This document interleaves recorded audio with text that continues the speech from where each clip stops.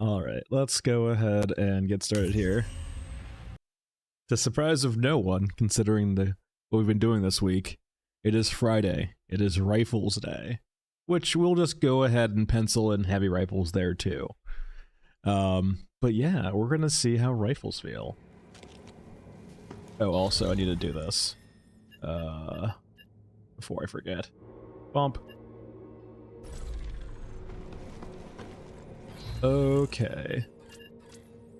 So we're also going to play Old Man too, because I rarely ever play Old Man. Hey Alex. As you can see, I rarely ever play Old Man. Thankfully, I will say too, his first unlock is actually the better rig, which is nice. And he does get a lot of good rigs later on. But yeah, we're playing Old Man and some rifles. So before we get too far into this, let's go ahead and just make sure we do what's necessary here and stockpile all the ammo we can. We're gonna need all of it. We sell everything to him too. Want some plans? You want some Miltech radios? He likes those. Some nuggies? There we go. I'm gonna make sure I can buy all the ammo that I can. Don't need grenade launcher ammo. 20 mil, it's technically heavy rifle. I'm pretty sure I'm good at most rifle ammos, but just in case. Really just want to make sure I don't just suddenly run out. Oh, I just realized too, technically speaking, the VKS is a rifle. I just spit up my mouth a bit. Ugh, disgusting. Alright. I'm suddenly regretting the choice of things to do today. Mainly because of this damn thing. No, alright. So, we're playing Old Man. We get some nice rigs early on, right? We get this enhanced raid? Right, like right off the rip, which is huge. Yeah.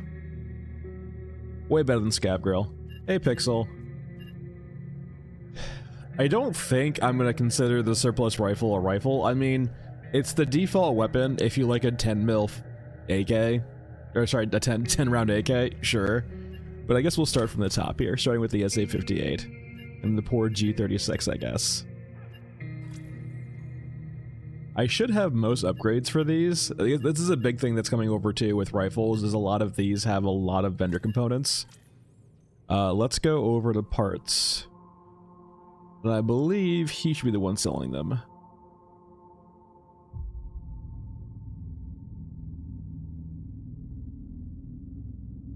Any weird things? Yeah, barrel B, just two for the SA-58, okay. Nothing crazy like the M16 that has like 500. Okay, that's fine.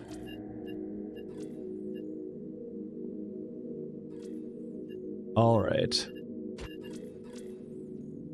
So, big boy magazines, 50 rounds. Can't do anything with the stock. We can upgrade the barrel for a bit more damage, but it's not really that impactful. Yeah, I mean, I understand the reasons for surplus the weapons right now. I'm not sure if I'm entirely in love with them. It would be cool to have a crank too. I wouldn't mind having a crank eventually. If they were ever to do actual like crew members for tanks, like that like could disembark from the vehicles, or pilots and so on and so forth, it makes sense to have things like cranks and SMGs. Like, for example, the pilots for the mechs for Europa have the APC-9 Pros as their sidearm. It makes sense for like the doctrine to be the same for Russia or Euruska, with cranks for their vehicle sidearm. But I'm not sure if that's still the case or not.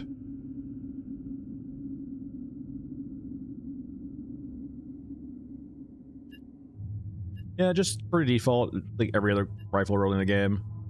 Nothing exceptional with its mod slots. The big downside of 308, as I mentioned before, it doesn't have the big or multiple upgrades you get for gun damage. We might want to just keep it actually simple here. We'll use our surplus on the offense so we can get one weapon at a time. And 308. We shouldn't need too much of it. Vendors, Heisenberg.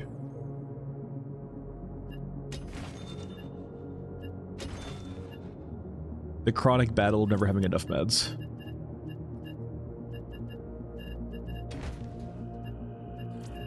because I use them all. Alright, we're good here. Go and make sure we get plug pull, at least starting out with.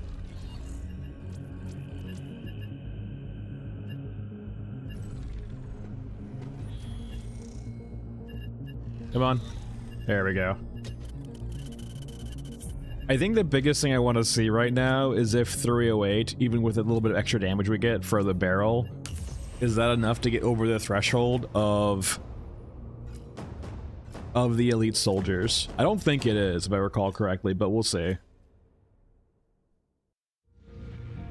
Like, I already know 308 will one-shot regular troopers for the most part, but the elites are the ones that's curious about, because I know the 45 ACPs will, like 200 damage thresholds will.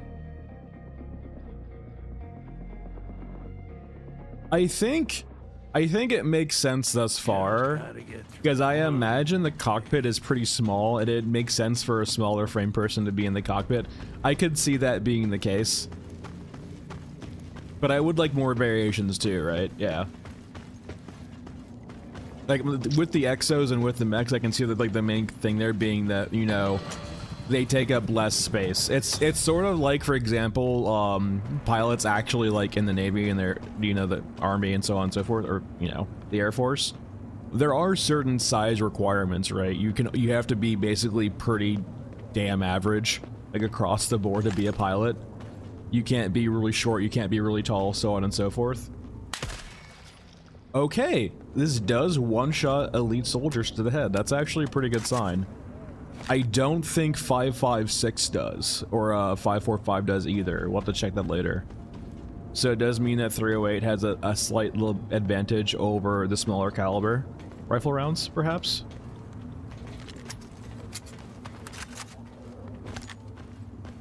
But yeah, if you were trying to, like, cram a lot into a mech or an exo, it does make sense to, like, try and find a consistent form of being able to, like...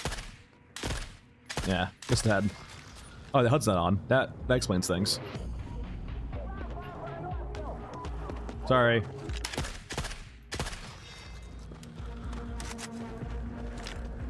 Yeah, it makes sense too. It would be 17 also. You'd have the smaller guys in the ball turrets. Which would be, think, I'm very happy to not be a small boy, man. That would be terrifying. I'm not claustrophobic, but I feel like that would make me claustrophobic. Like, holy crap.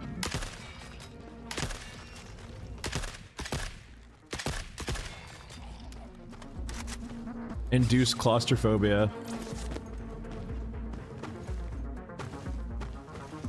Alright, time for some full auto shenanigans. Like, at this point, we've already, like... Oh, actually, what's the recoil like?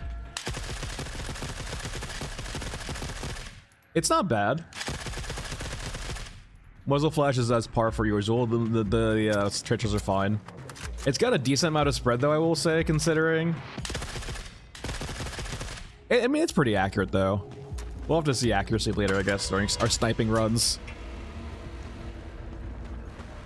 Weather effects would be cool. Just more random effects in game, too, like artillery, like combat effects, weather effects, all of those cool things for extra ambiance, right? I'll say it again. I want hell let loose artillery strikes in the game. Not like necessarily we can call in, right? But just the ambience of those artillery strikes is so damn good. And terrifying.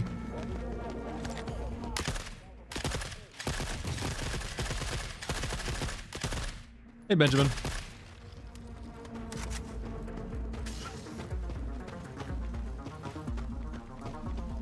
Yeah, I mean, like, so... The gun feel is great. There's nothing wrong with it. It one-shots to the head, which is a big indicator of, like, being useful. The biggest concern, right, is, like, will you have... This is the S58, yeah, correct. The biggest concern is, will you have enough ammo to run this more than, like, a raid or two at a time, right? Now, if you camp resets, you'll probably have enough ammo. But if you don't camp resets, and you just, like, play without messing with vendors... You're gonna probably be out of 308 ammo consistently if you want to lean on this, right? At least the way I play, right?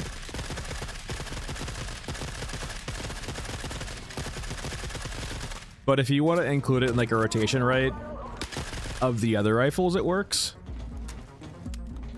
If you were to like flip-flop, like you ran 2 raids with the RPK and 1 raid with this, it would probably work out pretty well. Because this is essentially just a different version of the RPK. The RPK is just better, but like as a different caliber version of an RPK that's inferior, it's perfectly fine.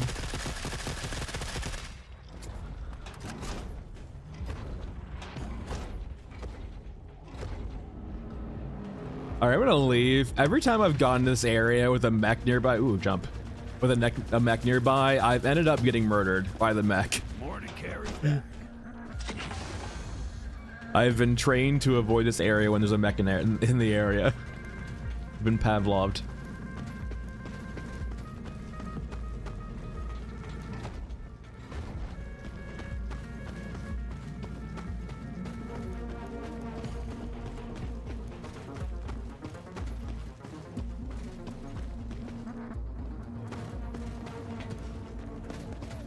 Where's like the infantry squads are really small today.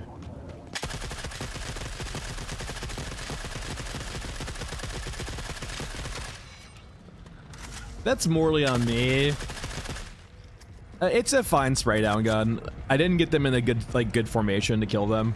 If they were in the line, I think we still hose them down.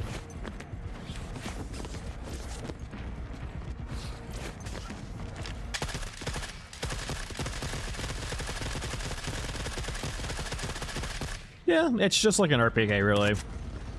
Just a lot less rounds and harder ammo to get.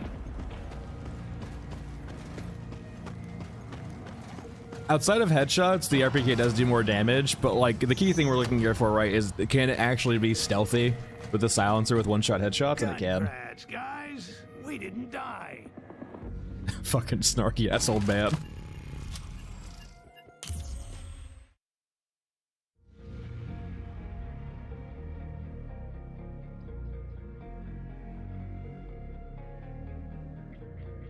That'd be cool, yeah. Sometimes you just can't understand what they're saying, too. It's in a foreign language. Oh,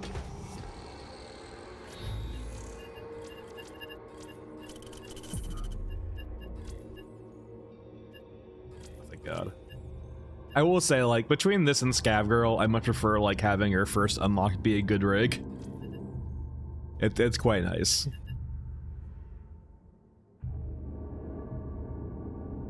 Alright, where are you?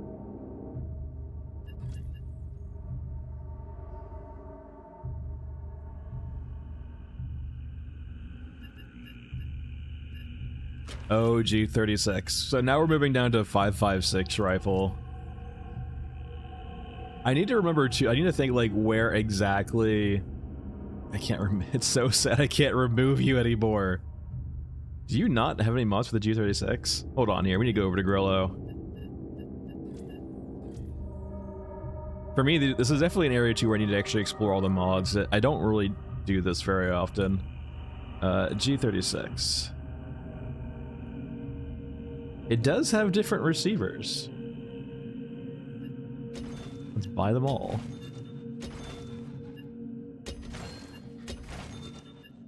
Oh, it's got a few barrels actually too.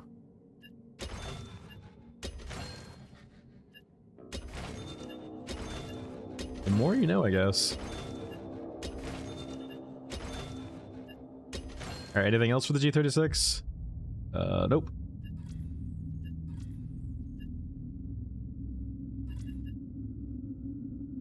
Yeah, it's not really a challenge, it's more of like a try out. I am including heavy rifles though. As we get to the more niche counts, we kind of have to do things together. Like, I'm gonna probably include Painless in the shotgun area, because how else? Wait, is it? Lower stability is better. Oh, because it's a stock A, that makes sense, yeah. It starts you out with like some better things. You can get the shitty G36 scope? Oh my god, I'm so sold. Oh baby. We're cooking with gasoline now. We can use the default one. Oh, I'm so excited.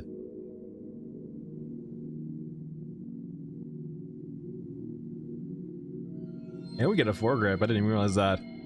I can't wait for this scope to be awful. I haven't actually used this scope before. I'm kind of excited.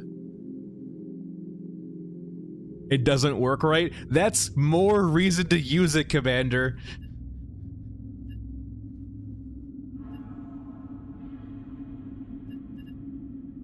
It's more reason to use it. This is the rifles test. I need to see what works and not. Though, if I'm sure it's entirely broken, we'll give the G36 another try or two without the cursedness. So the demo, you only get to play Ash and Mesa, and I believe Old Man.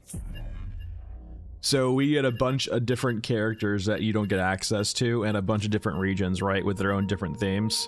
And limited features too. You don't get access to all of the guns, is a big thing too. All of the quests, so on and so forth. And a big factor too, if you like playing co-op a lot, you can only play with other demo players in the demo. And so for example, I couldn't play with you right now on this account. One thing to consider also is the demo is last patch.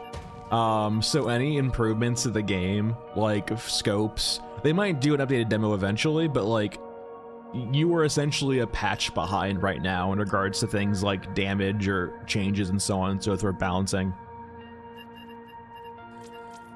I'm pretty sure like their main motivation for the demo was a lot of people being skeptical about seeing UE5 and like concerned if they can run it or not, which is very fair. Very, very fair. So I feel like it's more of a way as like, let's give them a hard map to run and let's see if they can run it, and that will be kind of like a benchmark for them. They can see if the game runs well on their machine. Nice, mister. Hope it went well. We need like one more quest. For Mausoleum. That's not gonna probably happen.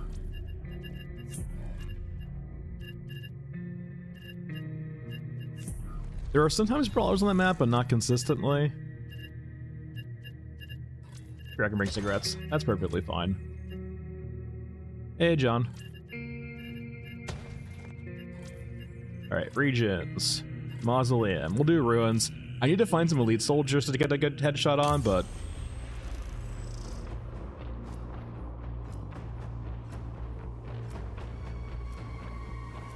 no problem, Yuki.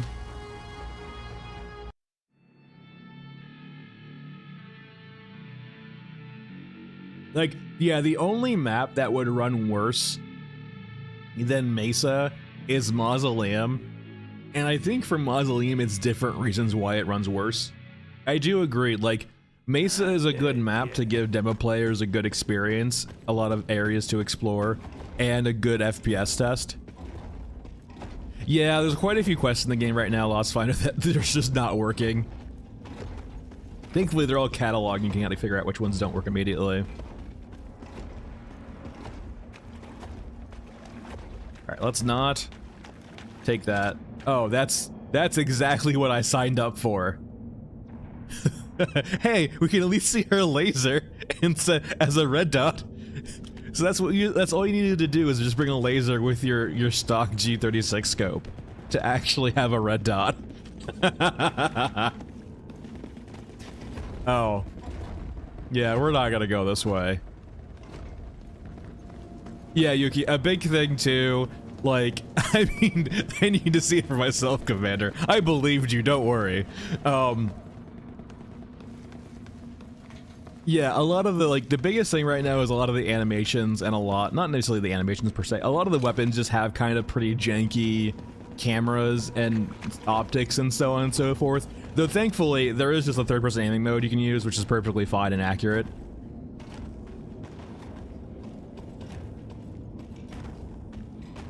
Alright, so we're looking for some elite soldiers. They might not exist here, but we'll find something to headshot. I'm pretty convinced too this won't one-shot headshot elites anyway, but the big thing here is the scope. How accurate is this dot, this laser? Watch this be, Commander, like one of the most aligned optics in the game. It just doesn't have a dot.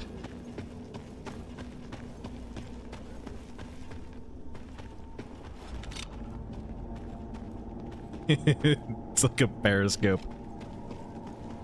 Mainly with rigs. So you get different rigs and you upgrade the container slots. Hold on. I can't see. Ow. God, they let me up. So you're gonna want to go to Bundleton, and Bundleton will sell you rigs, and he'll also sell you rig upgrades. So like these little extra, you see how we have like little green containers here? This is the upgraded containers, and it essentially increases the capacity that thing can carry by 2.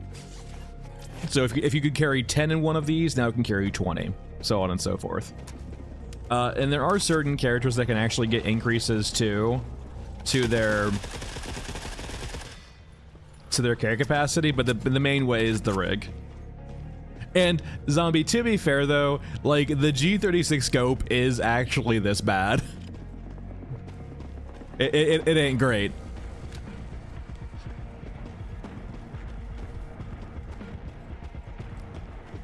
No problem. It is actually abhorrent.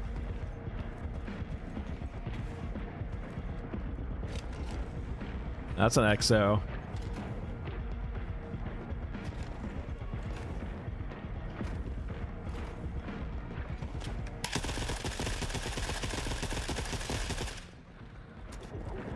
I mean, yeah, like outside it's 50 rounds. Or sorry, it's 40 rounds. It's a perfectly fine gun. Are you elites? Oh, you're elites. Yeah, I don't think it's one shot. I don't think any like 5.56 or 5.45 will one shot to the head. The AK might though. The AK is weird. The AK right now has a lot of damage upgrades, unlike the M4. Actually, the M4 does too. Actually, we can get this from like 150 to 154. The M4 and the AK can get up to 200 damage, which is kind of insane. Yeah, napalm. Oh yeah, the codification of guns is like, oh yeah, the gun's great in COD. I'm sorry, it's god awful. So napalm, there's the elite soldiers for Europa have a bit more health than the regular soldiers. So for example, this will one-shot headshot these guys, but if they're elites, it won't. But I'm pretty sure the 200 damage of the M4 and the AK will let them do that.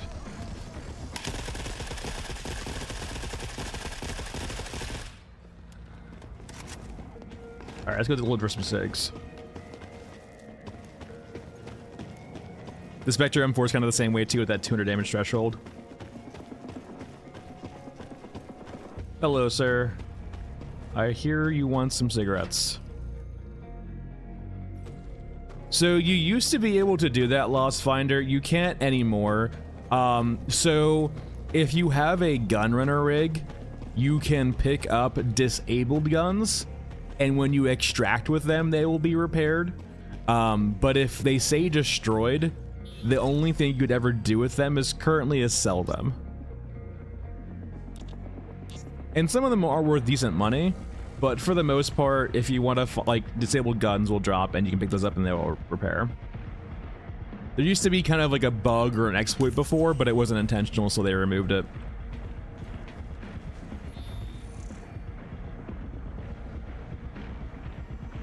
Am I blind? Yeah, there we go. No, not you.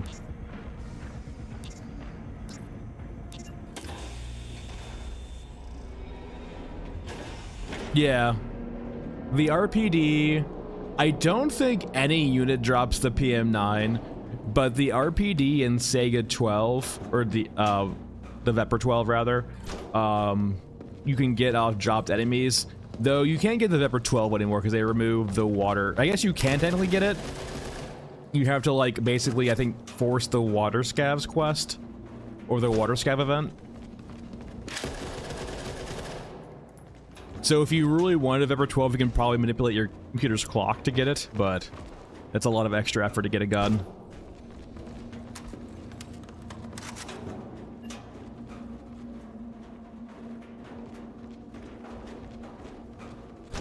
Yeah, if you want to go through all that effort, right? It's not a lot of effort, but it is just like, yeah. So napalm, the water thieves that will spawn in your innards when you're defending your water or you're protecting your water, they will often have the Vepr 12. I need a data cache. And so you can pick it up doing that quest or that little mission and then leave, and you can, it's most often disabled, not destroyed. So before they remove the ability to force that quest by just tabbing on the region screen, you could get a lot of Vepr 12s that way. Oh, for sure. Like, I think all the stuff like that will become available. We'll just have to see when. Yeah, you can talk to Kajiro too on Discord. He'll do trades for it. He just dupes them, but he acts like basically is like an extra trader for the rarer guns.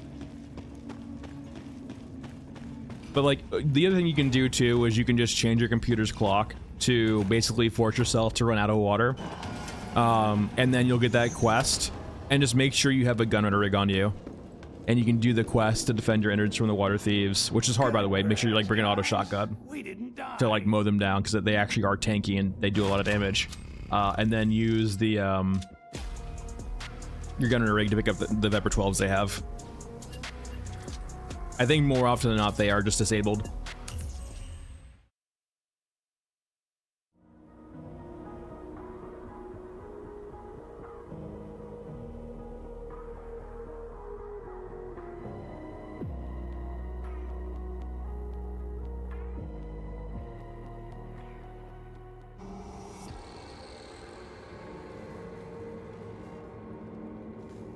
All right.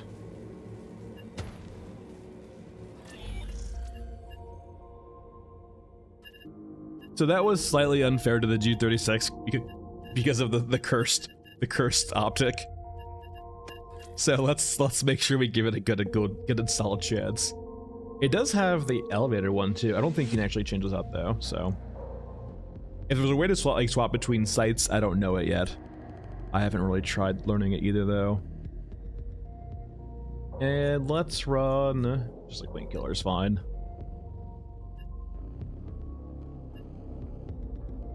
But yeah, it just feels like, actually we'll do this too. We'll bring this in, and where's a kitted M4? Not an M16, but an M4. There we go. So we can see here, like the G36, its base, it's like upgraded damage is 154. The base damage for a 556 in the game right now is 150. So this is a slight increase. If we go over to the M4 though, once again, the base for 556 is 150. But with all of the upgrades, it gets up to 202 damage. So we'll bring both real quick and actually get a comparison going.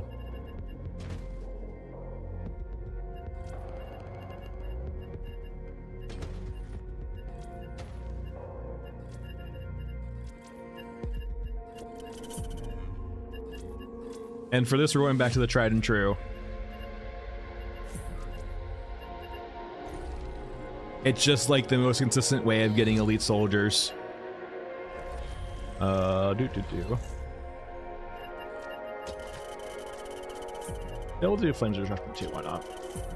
Alright, we'll go to regions, we'll go to mech trenches. But yeah, so the thing we're hoping to see here, right, is that the first elite that we kill, we will not one-shot headshot with the G36. But the next one we kill, we will one-shot with the M4.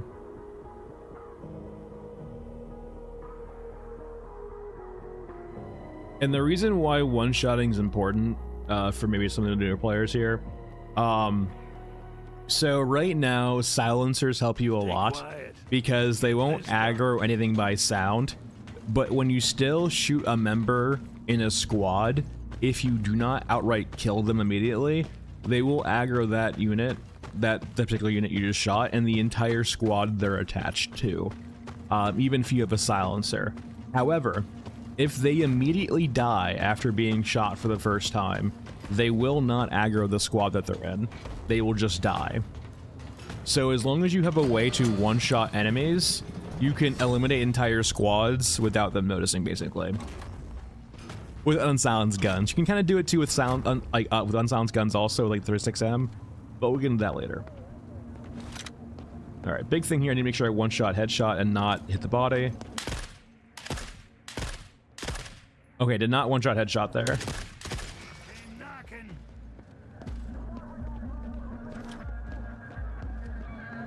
So now we have the M4. You are not elites. Are you even one-shot headshotting? By hitting the head, though, is the question, really.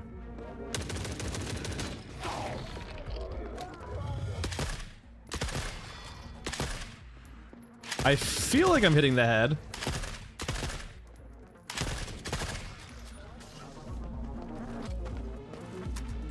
Oh, they aggro too, holy shit.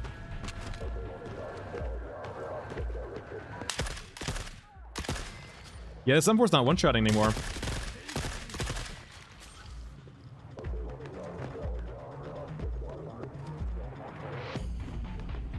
Against regular infantry too, actually, not even just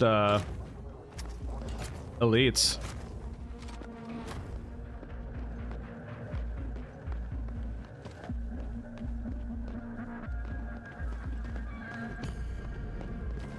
Let us go see some more guys. We only found that first elite, but definitely didn't one-shot him.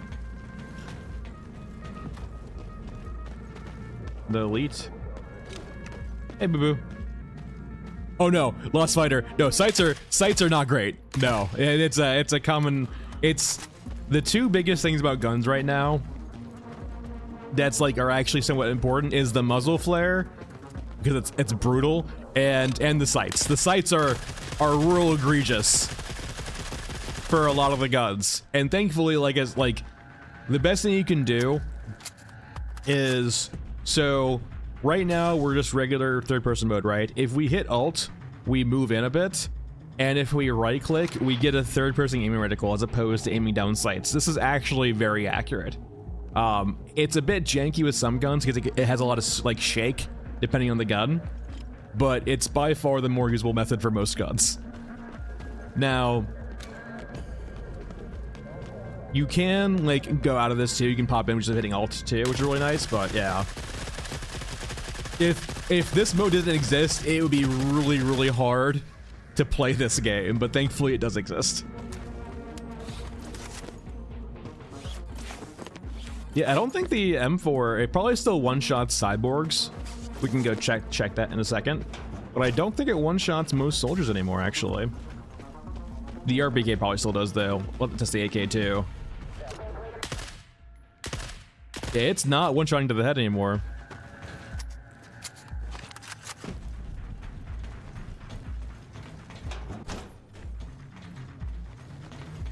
So, a patch or two ago, the big thing they changed to help balance some of the guns that were pretty bad is they didn't change the damage of the guns, but what they did is they changed the headshot multiplier. So essentially, different guns got better with headshots and so on and so forth.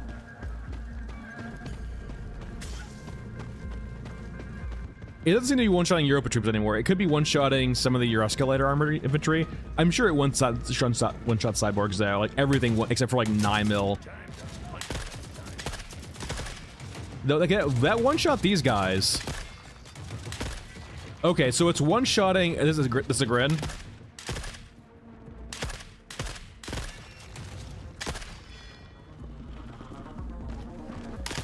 These are scramblers. They don't count. So it's one-shotting. Yeah, but at the same time, they might have upgraded some units. I know that, like, so mechs, some units like mechs in the game do have vulnerability in like armor spots. Most units don't, so maybe they added that in, and some units with helmets will actually act like helmets now, and some units won't.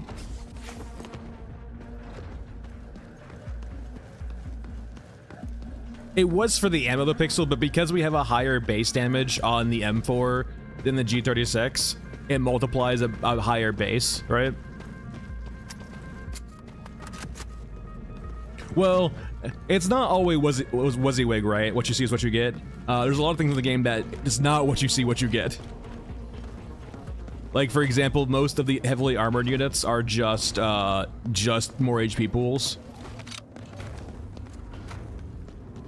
So these are Grin. These are actually pretty beefy boys. Let's not fuck with them right now. I'm also out of meds. Gotta be careful. Well, I can fix that. I'm sure I picked a med somewhere. Yeah. Tower of Loot.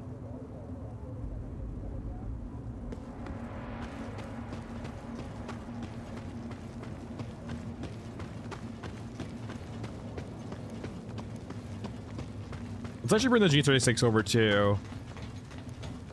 Let's see if we can find a squad of like unarmored infantry to shoot in the head.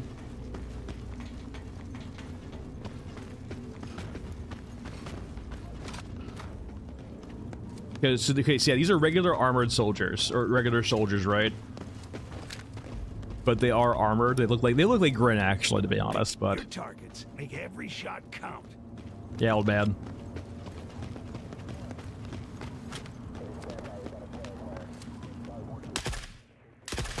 That's a lot. That's a lot of dots. Lot of dots.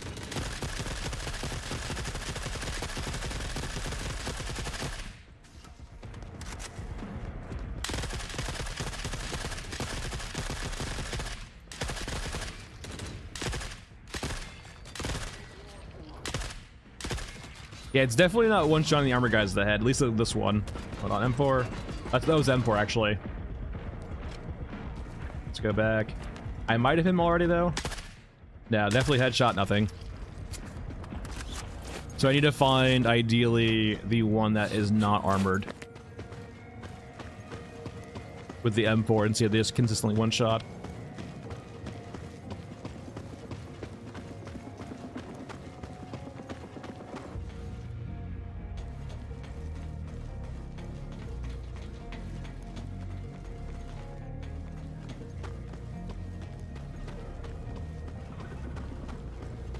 Is there a medium mech here?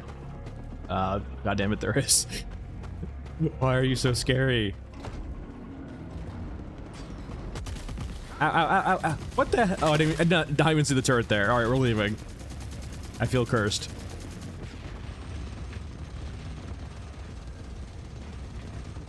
Maybe we can... Oh yeah, so there are occasionally, yeah, there's the Vietnam War vets occasionally that will guard the pilots. That will call themselves elite soldiers, but like be wearing flak vests, and that's it.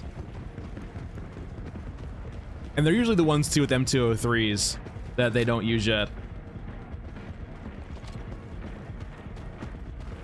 I usually think I find them on Mesa too. We go to Mesa next, actually. I think I usually find them on Mesa.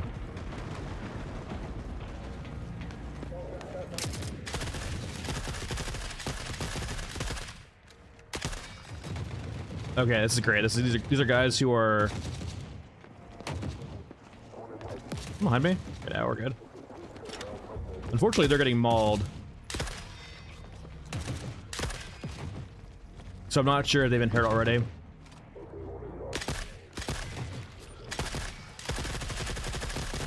Let's go over to Mesa.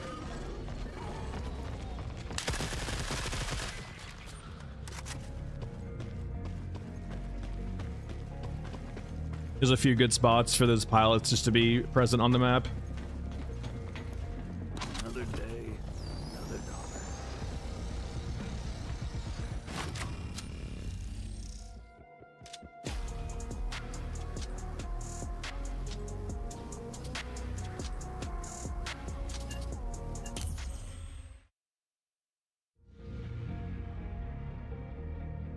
Well, we might bring two. We might bring scopes actually. Let's bring some 4 times on these guns, so we can actually make sure we hit the headshots. I don't think there's fall off on any guns. It's just if you hit them, you hit them. There is bullet drop, but there's no like fall off of damage yet.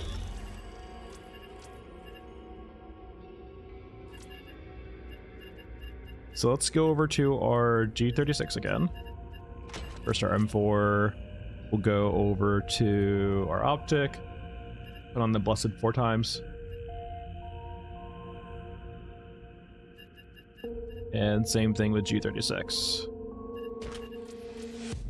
Put on the blessed 4 times.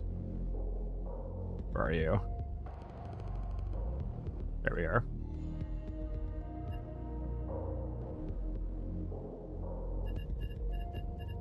Bring over plenty of ammo.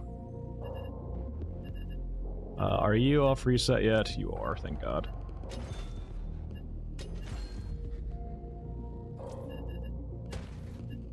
Five and 5. We have our ammo. I don't think we need any quests for this map. We're just trying to find pilots. So regions, Mesa, and we'll do City Ruins. We're probably gonna head over to the, I usually find those guys around here. They could be over by Two Towers too. But I usually will find a pilot squad somewhere around the overpass or the road. Though they usually they tend to get mauled sometimes though too, by packs of cyborgs. Hey Booch.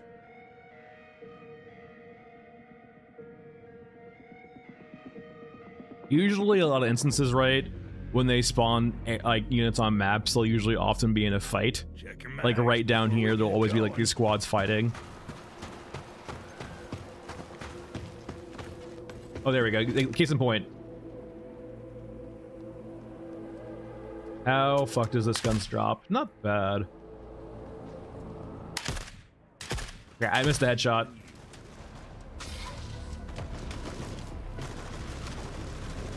And now they're getting lit up. I think they one-shot headshot them, yeah. But they might have been hurt already though too. We need to find an untainted squad. Those guys like are lighting me up today. Probably Masked Man, Lost Finder. Masked Man's great. Masked Man has the perk of like being able to carry almost all of the rigs and use all of the guns. Like the only thing he can't use is HMGs, and he only can like not use the rack. So two pretty niche guns.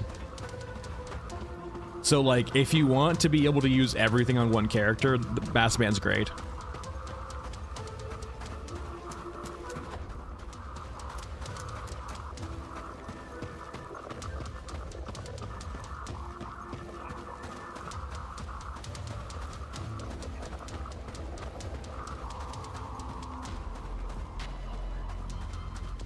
Alright, so occasionally I will find a pilot squad over here in between these two overpasses. If not, they might be down more on the road. These are not them. These are just infantry and getting murdered. Is that a pilot? No, it's a soldier.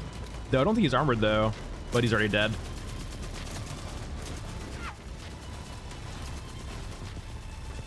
Hey, 47.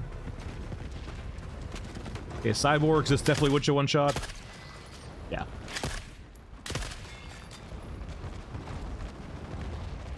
Oh, they're fighting the EODs though. Yeah. So we definitely one shot cyborgs, which is to be expected. Now, we could go over here too. So if you're unfamiliar, this crawler has a tendency to just spawn endless amounts of infantry. So this is not advisable, but it's a good way of just getting endless infantry to actually kill or fight. Oh, those are elites over there actually. Are they gonna win the fight though? Probably not.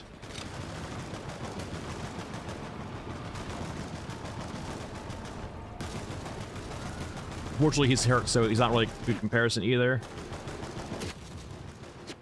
Yeah, if you didn't know too, so when Europa infantry do not have an exo, they always get bodied by Eruska infantry. Like, it's not even close half the time, especially if the armored guys. I don't think I've ever seen Europa infantry win a fair fight against Eruska. Okay, so the G36 will one shot. Now this has an armor headshot. So like this guy has a helmet, right? This will be a good test. Okay, yeah, no, he has a helmet. He has a helmet. He has a helmet. He has a helmet. He's got a helmet on. He's got protection. He's got protection. He's got protection. He's got protection.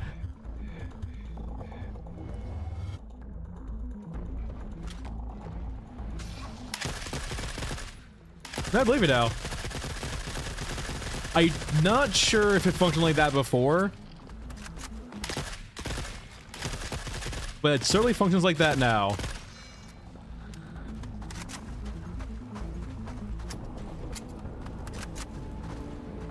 So I guess the question now is, does the M4 kill the ones with those helmets? Because we were using the G36 there. Thankfully, these guys will come back out, though. because they will respawn under here, right?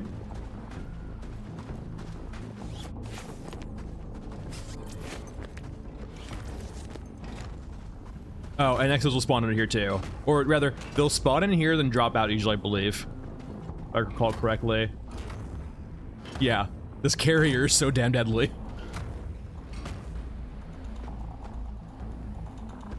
Hello, sir.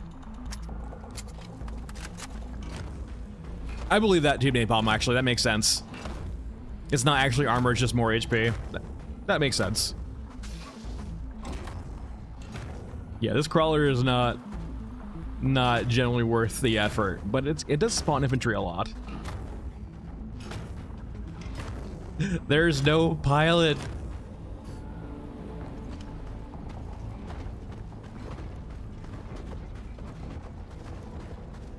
All right, let's go find infantry with helmet on that can one-shot, or attempt to one-shot with this.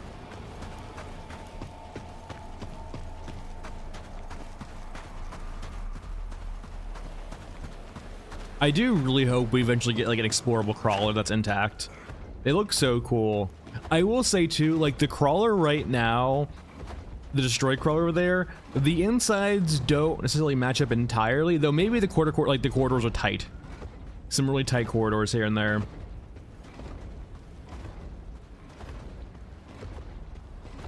I guess the hangar bay makes sense to be pretty large, but it has like a lot of different turrets, right? But maybe they're automated.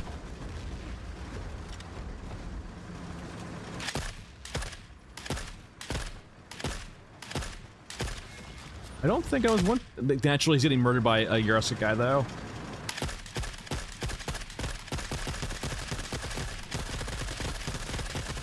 Alright, thank God he's dead. No, he's still alive. He's still alive. Alright, now he's dead. Yeah, it doesn't seem like it will.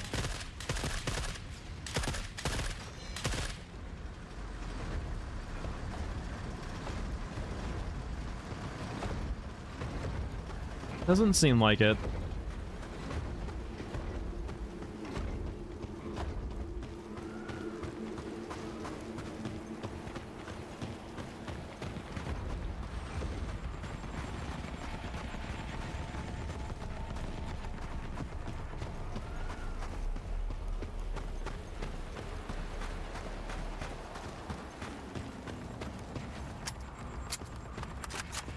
That's a good call. Only I could tell. You never want somebody now.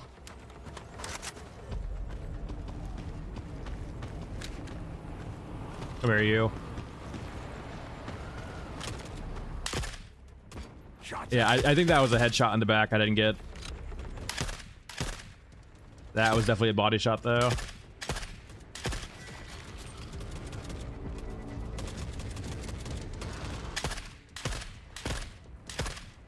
I felt like a body shot to me again. But no, so like if we go over to here, right?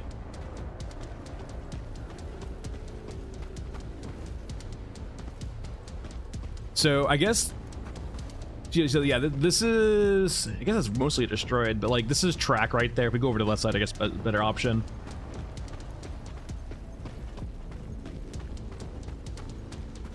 So we have this giant, I guess we're just missing a large part of it too right here. Like this is an empty part it could have been in. But like that's the track right there. So we have all this like cool explorable areas. But I guess it could be too that a lot of it, like a lot of this is automated. It's not crewed.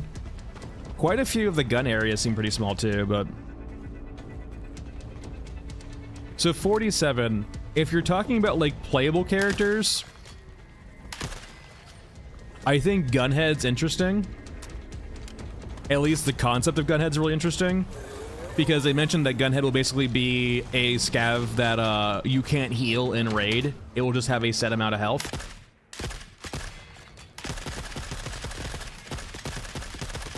And that might be like a good way of creating tension. Though I do hope they change like the visual effect, right? I can imagine it getting pretty old with Gunhead if you constantly have the static on your screen for being low HP.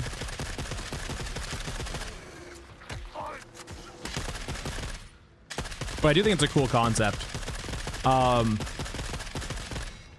I mentioned it before too.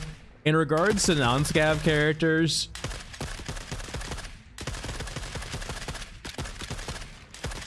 yeah, keep going. What I would really want to see, or like my unit that I want to create, is like a half flying, like, imagine if you combined a Harrier or like a VTOL jet with a human and made them like a mechanical fly. So you naturally, they don't need legs anymore. So it's a torso without any legs. It has maybe arms, or maybe the arms have been replaced by guns. Or guns, or like maybe like, you know, missile launchers or missile pods, something like that. Who knows? Maybe missile pods would be really cool actually. But like, what you have is you've like replaced, or you've like bioengineered their scapulae to like basically be like protruding out almost like wings. But instead of like traditional wings, right, they actually have like mechanical, like those like circular like rotors, right, for VTOLs in there. And it could be jets, or it could just be rotors, right? And you basically have this like buzzing, humming noise coming from these drone swarms that are flying overhead. And it could be like the Euruscan drone.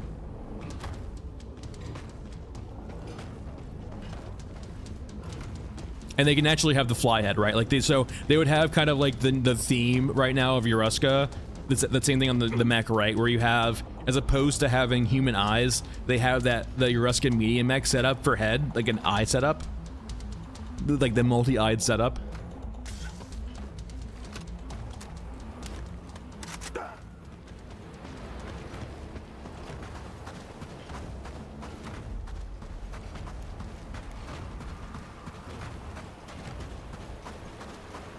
Yeah, I want to see artillery too. Artillery is a big thing too, I want to see. Artillery, nothing adds ambiance to a battlefield like artillery.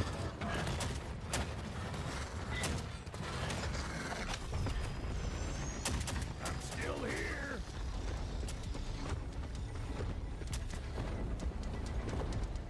Is that a medium mech HK behind me?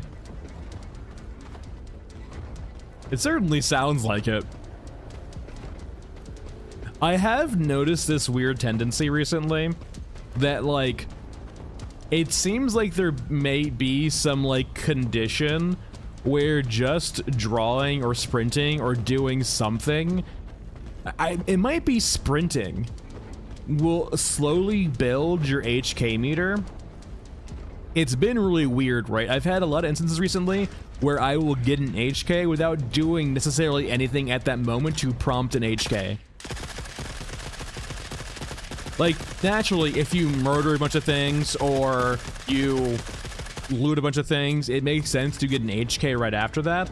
But, like, right there, it was just me sprinting for a long time that triggered this HK to spawn. And it seems to always be, like, the medium mech HK for Europa. It's super interesting and weird. It might be sprinting, but I just don't know what's causing it yet.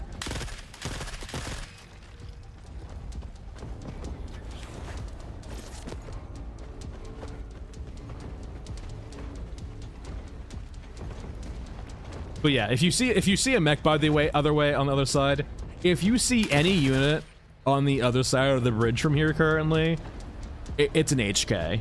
There's a despawn trigger for the other side of the bridge about, like, around here. So everything on the other side of the map will despawn once you hit that, except for HKs. I mean, if I had a grenade launcher, I could probably kill it. Would it actually shoot back at me? I'm curious.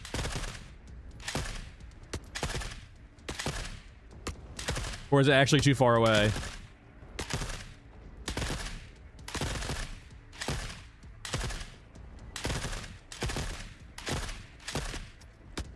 Well, it can't shoot me right now for some reason. I guess it's just too far away. It's weird. I'm trying to, like, justify or, like, figure out or rationalize why I've had these instances recently of, like, triggering HKs without seemingly having, like, an instance of why it should trigger.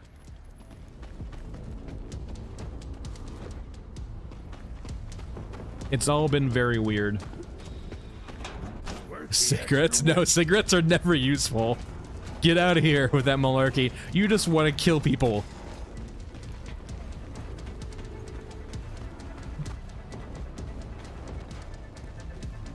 the amount of like accuracy gain you would need to have to make cigarettes useful. Now I will say, if like they ever get to the point where they can start spawning units far away and accuracy was a thing, it would be cool to like need cigarettes to hit really long shots. But like the longest, like, I think the longest we've seen stuff is like what, like 250 from like Shantytown to bunker for quest units.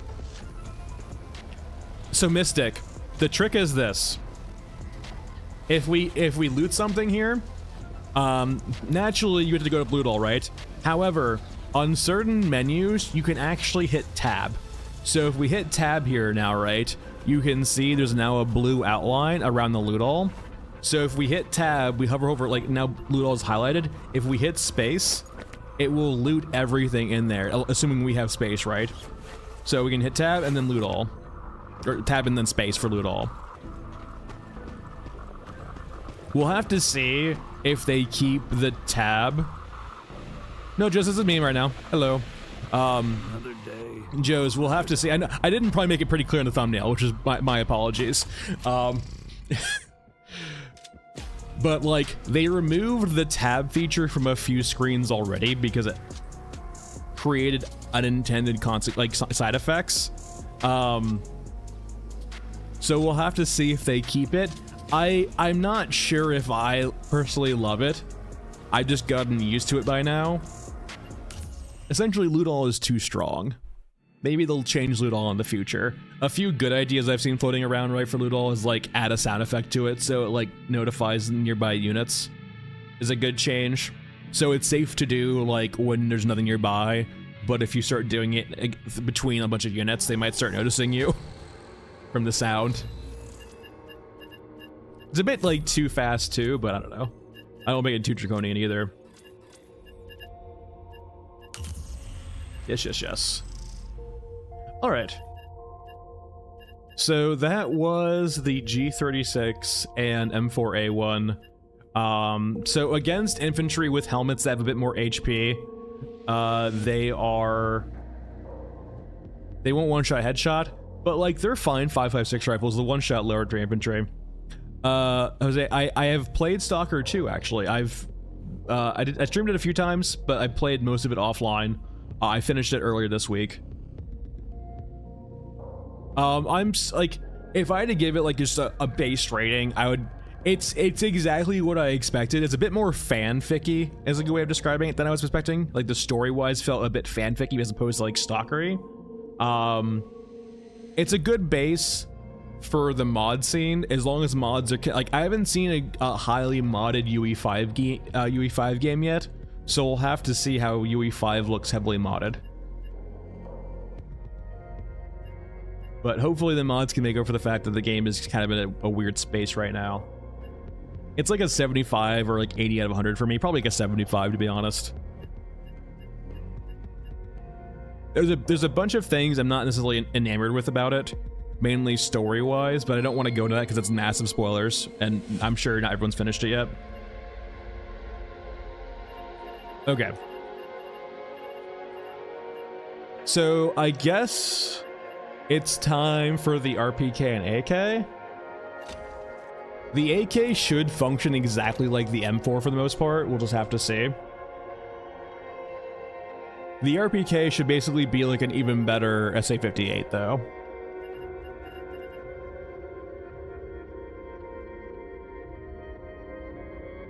So, Mystic, I generally don't camp the traders, the vendors, so I will consistently, if I use a gun too much, I will run out of ammo for it. And so, like, when I didn't have a giant account full of things, right, I would generally switch between the AK, the M4, and the RPK. 3 different calibers, right? And I found that, like, with 3 calibers, I would never, like, get into a spot where I didn't have enough ammo for one of them. Considering I usually go pretty guns blazing. Not like crazy, but like I won't turn down from spraying down a squad occasionally. We don't need you, we need 545.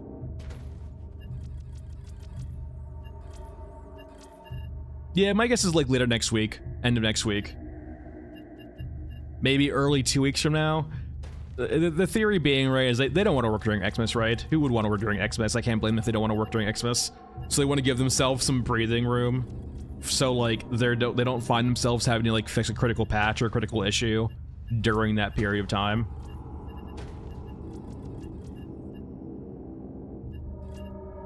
Not you.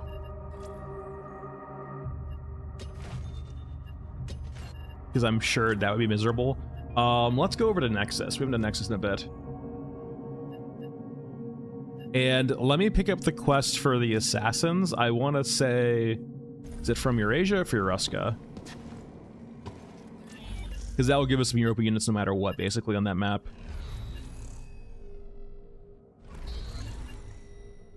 Yeah, Shadow Sweep, there we go.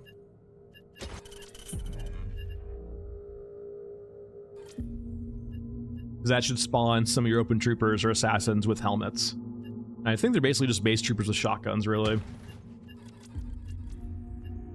I probably want some more RPK ammo.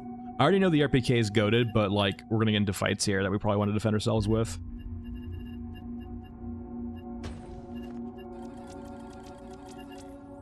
It's fine. So regions, Nexus, and we're good.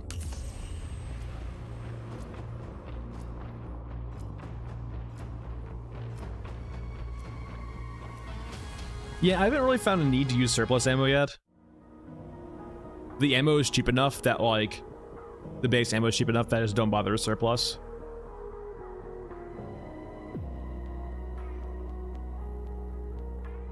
Though I will say, if you're playing Bagman, oh man, get Painless. It's so much fun. You, as long as you're like running maps like mech trenches, you generally will have enough ammo. Like, as long as you aren't going too crazy with mouse 1 on mech trenches, you will generally get more ammo back from the Europa soldiers than you will use. I think cyborgs seem to spawn the most. Out of everything in the game, cyborgs seem to be the most ubiquitous and like most common to have in large numbers. I have seen large amounts of Europa soldiers though, definitely more than Euruska. I will definitely say I 100% see a lot more Europa soldiers than Euruskan. Cyborgs are weird though. Cyborgs will be in like large hordes a lot of the time. And lore-wise, Europa and upcoming Eurasia both have massive population issues. Eurasia's like getting to the point where it's bad. Europa's been bad for a while. It's why, for example, the mystery meat, surprise, it's human. For Europa, like, they are cannibals because they kind of have to be to feed their populace.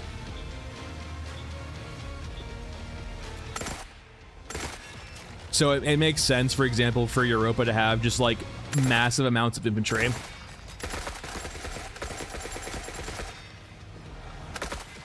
So yeah, both AK and 762, 545 and 762 are one-shotting cyborg, which is no surprise. Everything one-shots cyborgs for the most part. Like, only like this very small rounds don't one-shot cyborgs. Yeah, Euruska seems to be the quality faction, but they also seem to be the faction too that like are more willing to do things to you to make you a better soldier, but probably make you a bit less human, or a lot less human. Yeah, so it seems that, like, in regards to seeing the number of units on the field, I see probably a lot more cyborgs than I see infantry for Europa. But, like, right after that is infantry for Europa, and then far behind that is Euruska infantry. And I will say, too, like, there's a lot of cyborgs for Eurasia, but for Europa, right, they have a lot of infantry, but they have a lot of variation in their infantry, right? It's not just, like, standard infantry. It's also, like, their Grin, their EODs, their elite soldiers, and, like, even in those, they'll have different outfits also, right? Cyborgs are, like, a dime a dozen. They're all the same. All they do is run and, like, try to, you know, hit you with their fists, or I guess do whatever they do in melee. But Europa has a bunch of different infantry that have a bunch of different roles and guns and so on and so forth. And they definitely have some like non-functional things too that probably make them a bit less scary. So for example, a lot of infantry for Europa will have M16s with M203s below them, but the M203s don't currently work in game. And if you've ever gotten killed by a grenade launcher Yuruska guy before, you certainly know that grenade launchers are terrifying.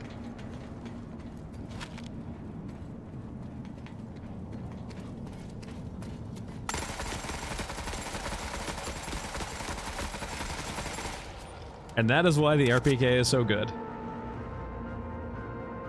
It does take consistent damage to kill all of them, but like with 100 rounds and like the fact that you stagger off every shot, you just stun lock a squad to death.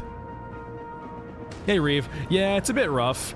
The main thing I found in this game too, I only have a 1500X, and like I am with a 3080 mainly CPU bound more than GPU bound. I am playing on all high right now. But yeah, my main limitation is definitely the CPU. I basically get pretty minimal performance upgrades with DLSS because it's not the GPU that's causing the issue.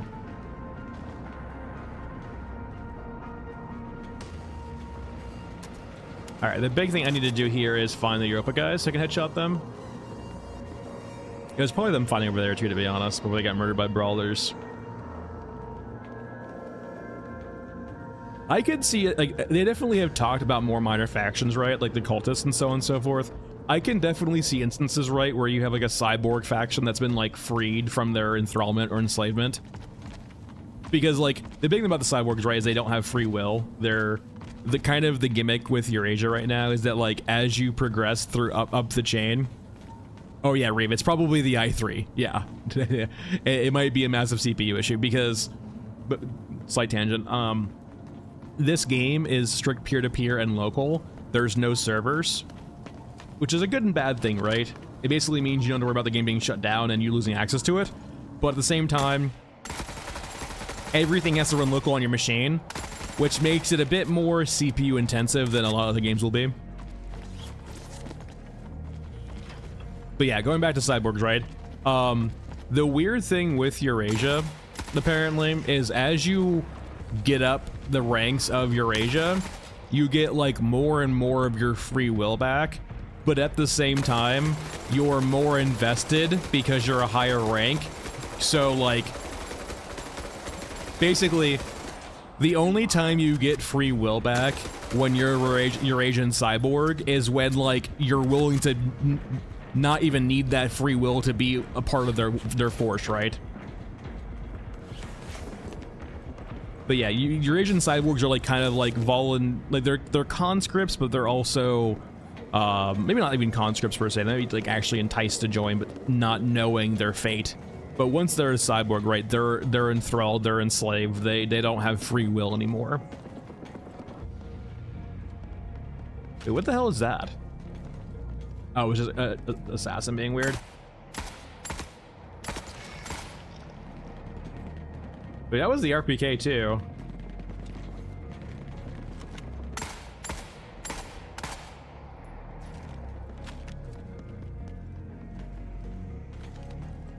Yeah, indentured is a good word for you, indentured.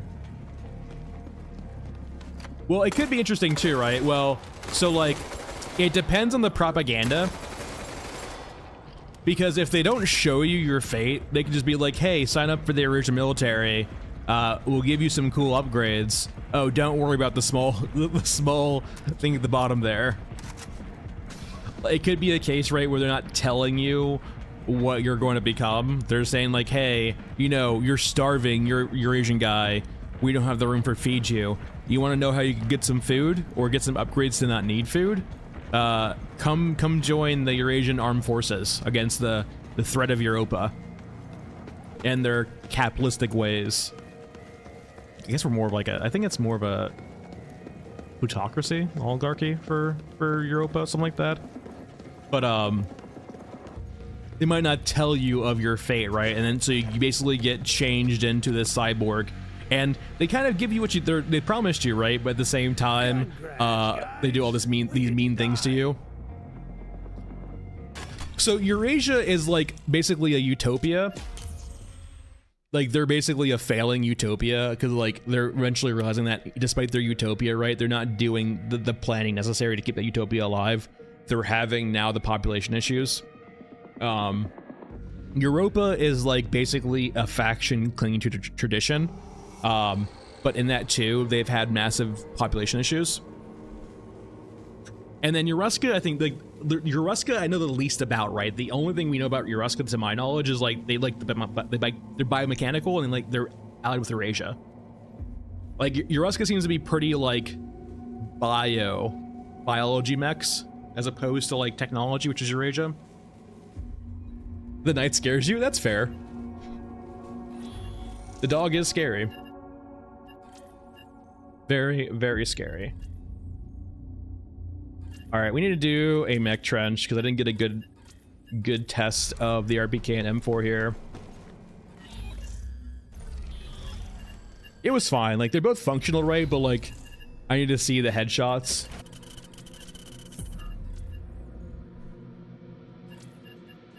Although I do like the variants a lot, though. The variants, like discovering the variants for the first time is like definitely like a shell shock, really. And it creates a lot of depths, right? Like it doesn't involve creating a new map, which is a lot of work, but it does make maps way more playable. The biggest problem though is like sometimes you can get very long stretches of time where you just don't see a knight variant, and then you keep them back to back to back.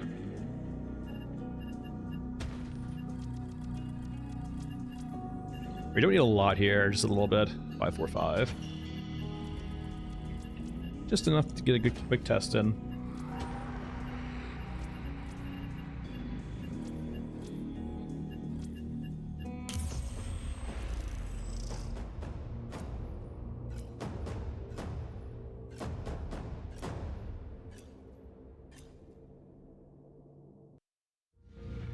I almost feel like a Sherbley commander, right? Not to have corpse. On that frog too. Interesting thing about like cyborgs also, as they get like their free will back or as they get higher ups, you'll actually see a lot of the cyborgs, the models start to change a bit.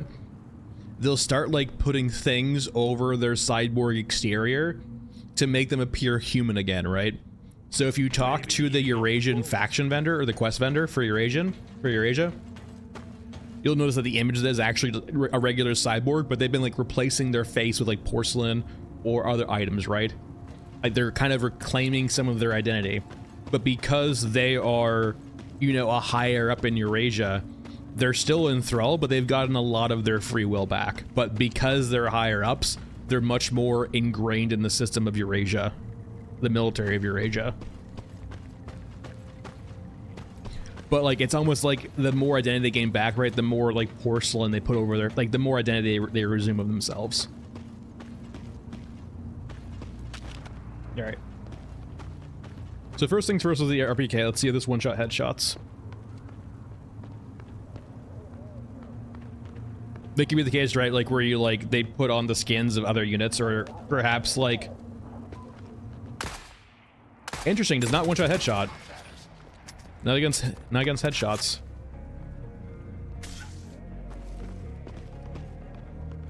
Let's see the non-elite ones too. Maybe the regular. So this.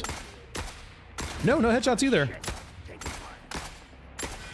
This is the RPK too. Wait, interesting. The 308 was doing it though. This is the RPK, not the AK. So the 308 actually has an advantage now over 762 with the headshot change. It seems that 308 will one-shot headshot like all infantry, while 762 won't anymore. Helmet will stop it.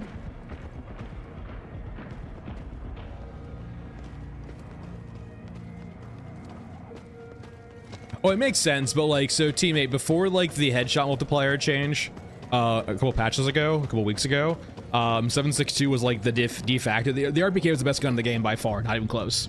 And 308 was kind of bad just because you didn't get a lot per reset. So like, and before the headshot multiplier change, right? Like 762 was a way better round than 308 just because of a bunch of different factors. But with the headshot change, seems like a few things have changed.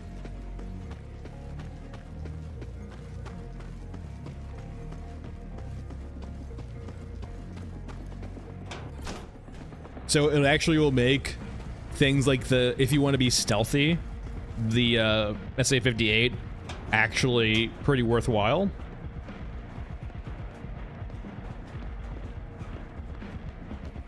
Yeah, there's a bunch of like things we definitely haven't seen yet too.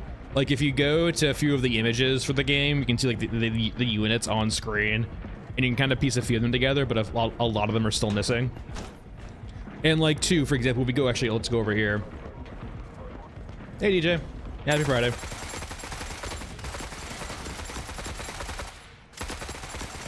Now I will say though, there is a distinct advantage still of the RPK over the 308. If you're being stealthy and you can keep stealthy, I imagine the S58 is really good because the one-shot headshot infantry. But like for pure firepower, I still think the RPK is probably really good because it staggers consistently with 100 rounds. So you can basically stun lock squads, right? So yeah, over here, right, we have a unit that's not in the game yet, but we do have like a wreckage of it. You can see this too on Elephant Mausoleum in a few different areas, but like this giant super weapon. I guess you can see Ruskin. It looks Ruskin, right? This giant tank we don't have in game yet. It looks really cool. Like, I'm not gonna lie, I wasn't really a fan of seeing the T90s and Merkavas in the game, but like seeing this would be worth it, right? It looks so cool in comparison to like a basic bitch tank like a T90 and Merkava. It's got like guns on the side too. It's got guns everywhere. It just looks really cool.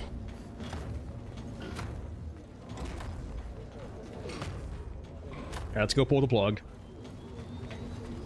Yeah, it looks very mammoth-y for sure. Like, I know it's been said a few times too, if this game does take off, or rather, the lore takes off and the universe takes off, I would love to see an RTS. Though at the same time, I've said this before that this game too, they have themselves a unique opportunity here, being this niche in a niche genre that isn't trying to like lean into multiplayer PvP, to explore a lot of different gameplay mechanics you wouldn't traditionally have in an extraction shooter. And if they were to pursue anything else, I hope they kind of take that approach to other genres. The RTS genre is definitely due for a revival, but at the same time, it really can't exist in the ways it was before. It needs like an update to be remotely interesting to newer players, right? And I'm not sure exactly what that update is. I don't think it's more strategy, or I don't think it's deeper systems. At least not immediately deeper systems, right? There are plenty of interesting RTSs that come out like in the current day and age that think the solution to like making an RTS popular again is making it much more like it leans into the RTS even harder. And I'm not sure if that's the approach, because the RTS players already like RTSs. They're gonna like your game, but like what's the thing you need to do to like onboard people to the RTS genre and get them interested in the game like that? Another day, another dollar.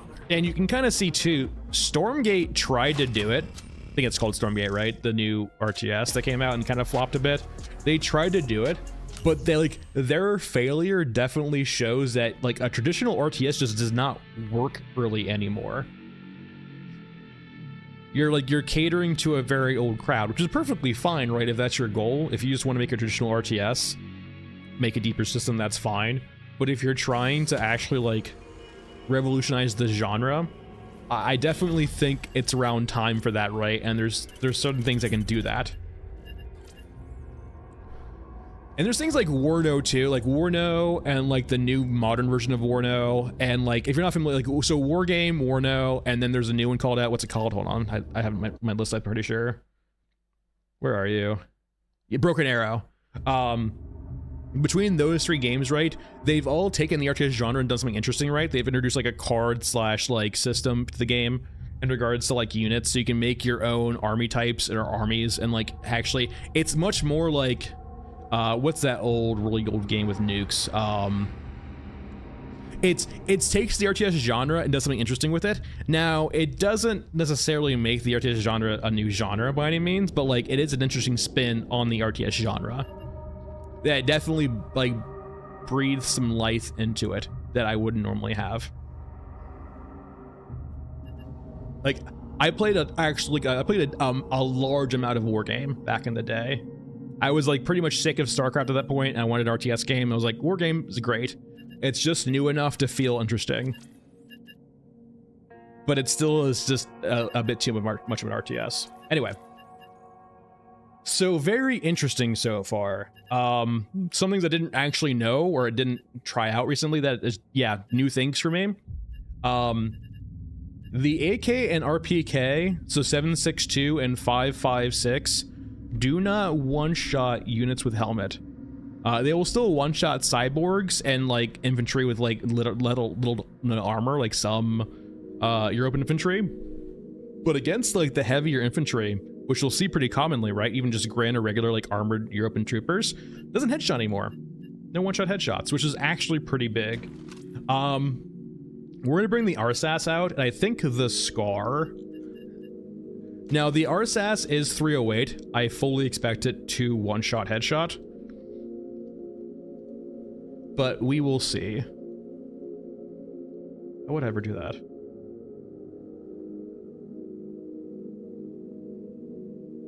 The biggest sin of the RSAS is definitely going to be the fact that we don't get the ability. Wait, we can do sights with this? Wait, hold on. Did I just find a new cursed gun? The front sight only? I mean, I have to run this now. Anyway. Who? Oh, it spawned a rear sight. What the hell? Don't give me a rear sight. I hope we got the no rear sight. They have like removed my ability to make cursed guns, which has made me very sad. And I'm hoping this fixes it. So in the last patch, you could remove the stock from the G36. And that was like our de facto cursed gun. They removed our ability to do that, which made me very sad.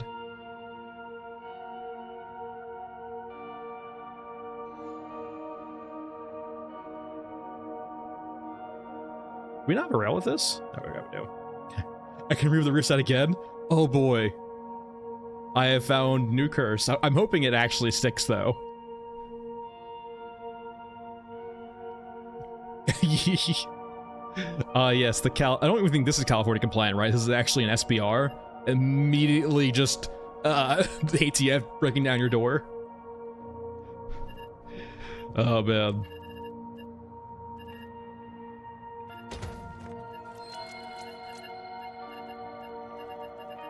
And then 50 cal. I'm pretty sure 50 cal will one-shot headshot. So the downside of 50 cal for the Scar is we can't silence it. And it does take up a lot of space, but with the headshot change, I'm pretty sure it will always one-shot headshot now. Against infantry, that is. And against EODs, I think it will do like a 2 or 3 headshot. So the base Scar feels absolutely god-awful.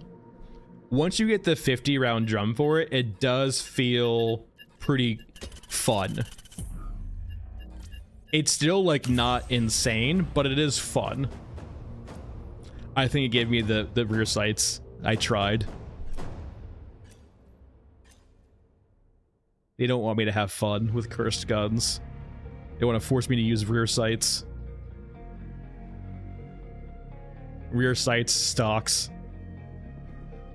Blasphemy. No, we got it. Perfect. I love it. Yes. Who needs a rear sight? Rear sights are for pussies who don't believe in point firing.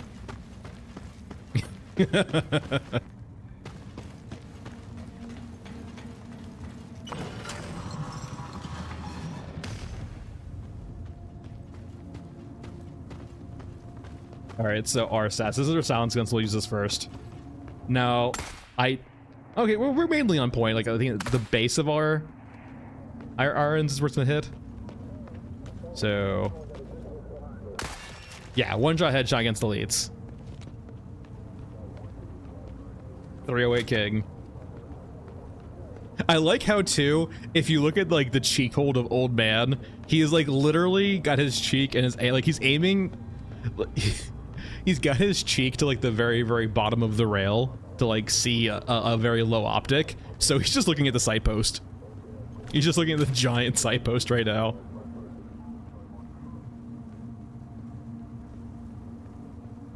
For the most part, there's a few guns. We haven't gone to the VKS yet. There's definitely a few guns that are just kind of awful. For most guns, as long as you get a good magazine upgrade, they are perfectly acceptable. Once... Oh yeah, she didn't know. Yeah, so Europa has this thing where they like to make things bigger. And so their main battle rifle is a Scar chambered in 50. Now, the base magazine for the Scar only carries 8 rounds, which is what the Europa troopers use.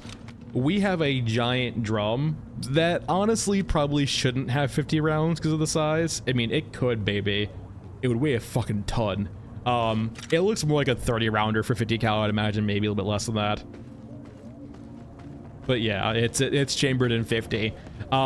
They have made like the barrel and all of that look appropriate and the magazine look appropriate. The receiver looks a bit small for 50. Just go look at the AK-50, right? And like how big you need to make a gun to actually be able to cycle a 50 BMG in semi. I think I missed the head there. Yeah, it does one-shot headshot to the head. And the reason why I kind of do like the 50 cal here, so naturally, always a downside with no silence guns is you just bring everyone to the party.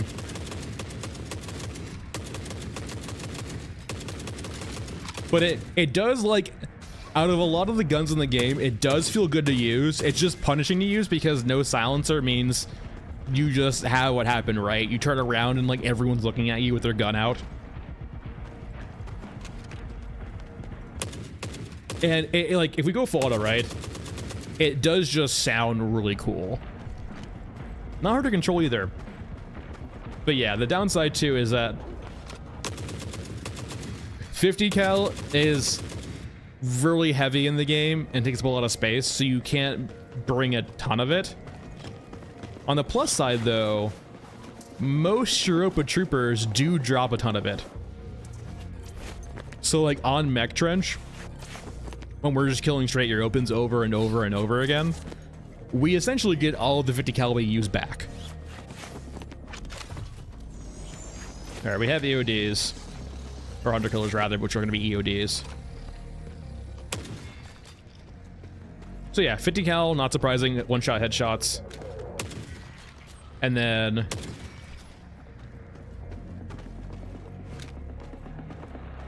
.308 RSATs, also one-shot headshots, which is not surprising. I think the big thing is going to be seeing the VKS now, but you can see that yeah, they have a Scar just with the smaller mag, and like they've upscaled the barrel and the muzzle brake to be 50 cal, just nothing else yet.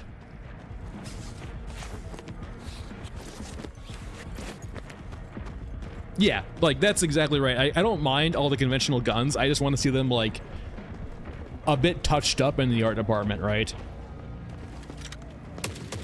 I want to see them basically like grim darkified or basically metalified, right? Sheet metal, not a lot of plastics.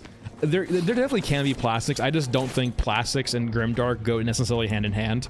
Though I will say this, I am a big fan of Dieselpunk, so I'm pretty biased. You show me some like diesel punk engines along with metal, and I'm just like sold.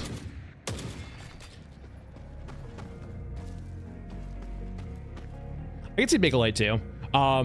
But yeah, big thing about the Scar 50 cal, it does like absolutely shred EODs and like the beefier infantry units and with headshots.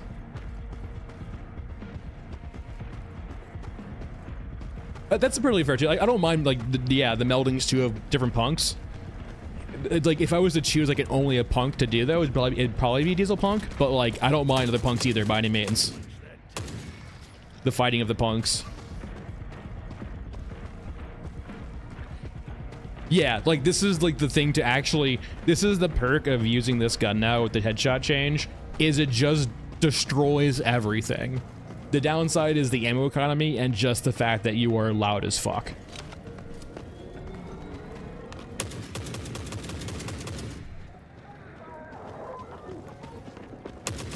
I can definitely see Eurasia being pretty Tau-like, right? And the weird thing too, right? Now, if any of you guys watched the mech video, right, for Euruska, it does feel weird saying that AK is a railgun, but it's actually coded into the game and flagged as one. It's like it's a railgun. It doesn't feel like a railgun because the way it shoots, right? It doesn't feel like the function of a railgun that we know and love, but it is flagged as one. But I would be interesting, right, to see more high-tech railguns with like high velocity rounds.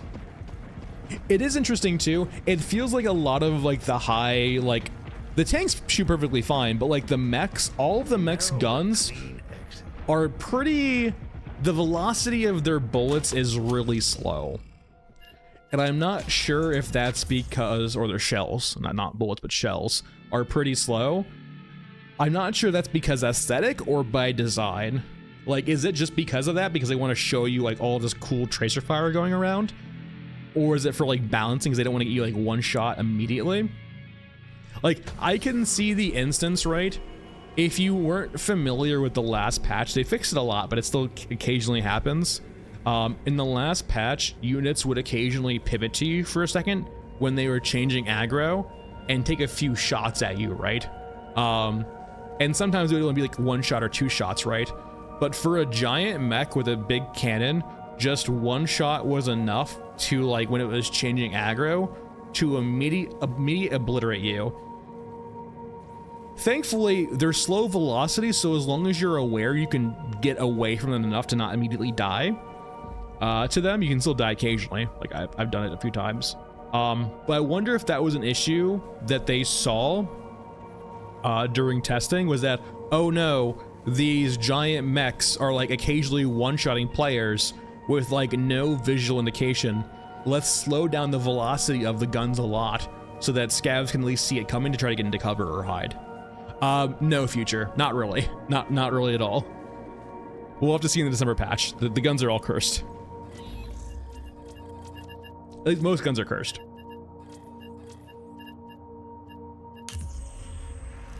But yeah, RSS 50 cal Scar all feel pretty good.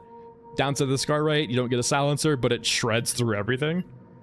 We're gonna save these for later. It's time for probably the worst gun in the game.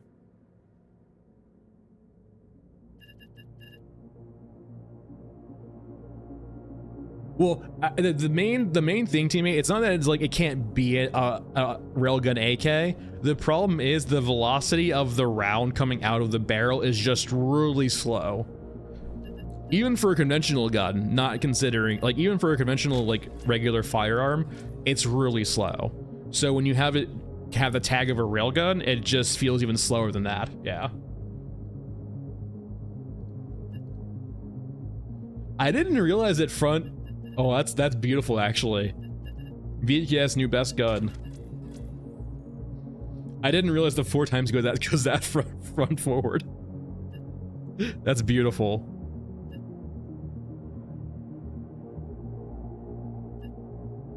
All right, what's our secondary? I guess we brought the SVD2. Though, let's not use an SVD with a 4 times. Let's like bring out like a 3 times. Are you a 3 times? I don't even know what you are.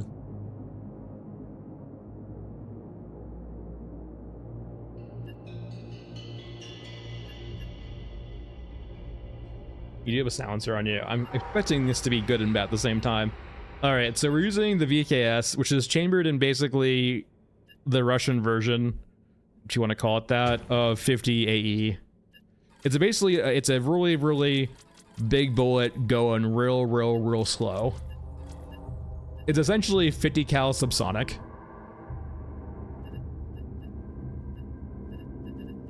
And then a 54R. Now, I imagine the SVD will one-shot everything.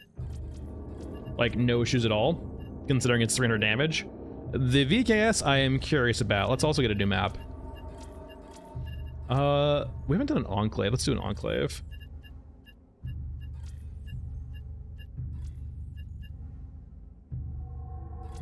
It is mystical a bit. I can understand some customization. I'm not sure if you need to try and replicate Tarkov levels, really. It's not something that I feel is necessary for a game like this, but it is fun to have.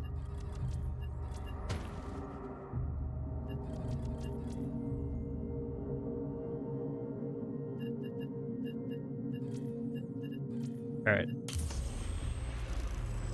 I mean, it's kind of like an Ash 12, right? Just a really shitty Ash 12 with only 5 rounds.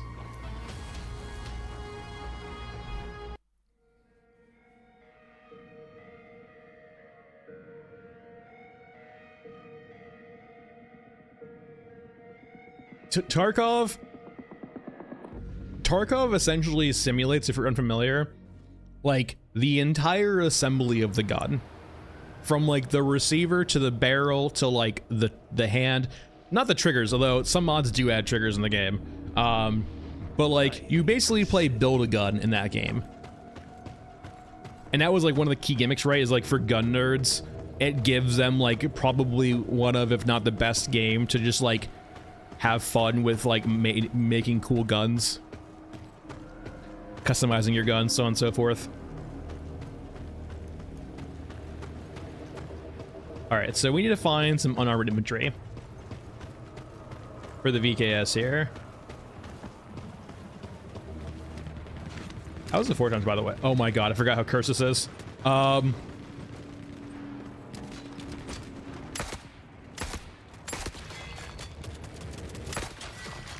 Okay, I mean, I'm not sure if he was hurt or not, though. We need to find some fresh infantry, actually.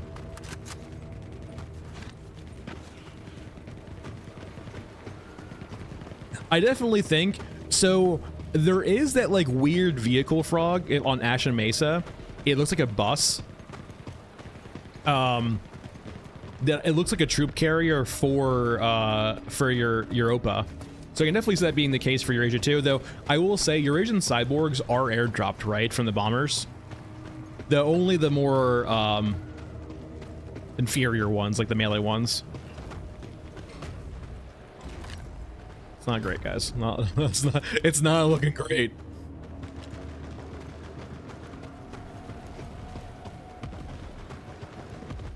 There we go. All right, it is one-shotting armored guys to the head. So I can say out of all the downsides of the VKS, it's silence, and I guess it one-shots infantry to the head. I might have missed the head there. He's looking at the shoulder. I need to find some like intact Europans to shoot. Unscathed, untouched Europans. Those are cyborgs, which I guess is a good opportunity for this. Really? I probably hit the shoulder. Oh yeah, that one shot, that shot.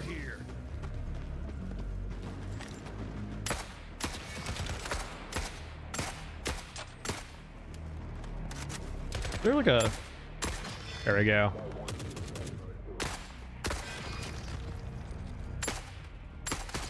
Yeah, as long as you can hit the head with it, which is probably better to be actually use actual sights for. It does seem to one-shot headshot. Yeah.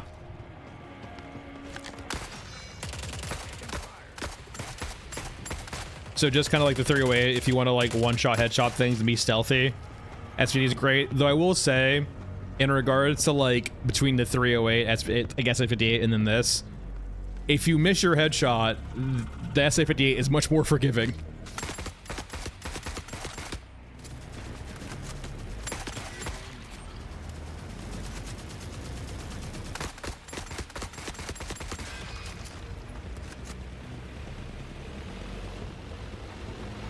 Oh yeah, so they mentioned in the last Q&A, there's Toothy, that there is an issue right now with popping into units. Like, units will spawn nearby or near you, and it'll kind of take you out of the immersion of the game, and also kill you a lot of the time. So they're trying to do things to replicate that, or, you know, fix that by having units like naturally dynamically come on the map through other means, like drop pods or so on and so forth. Though I could have swore the Kessler effect was going on in this game, but maybe low Earth orbit was spared, or maybe it's been long enough that low Earth orbit was like cleaned out by just gravity, but higher orbit it's still out of the question. A fully automatic SVD, how cursed is that?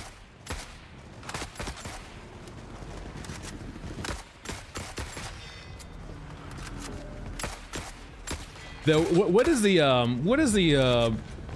there is like an LMG or HMG, right? That, I think it's an LMG actually, that uses 54R. And so this is the problem with the VKS. Like, despite the fact it can one-shot headshot, in situations like this where you're spending more time reloading than actually shooting, it's not great.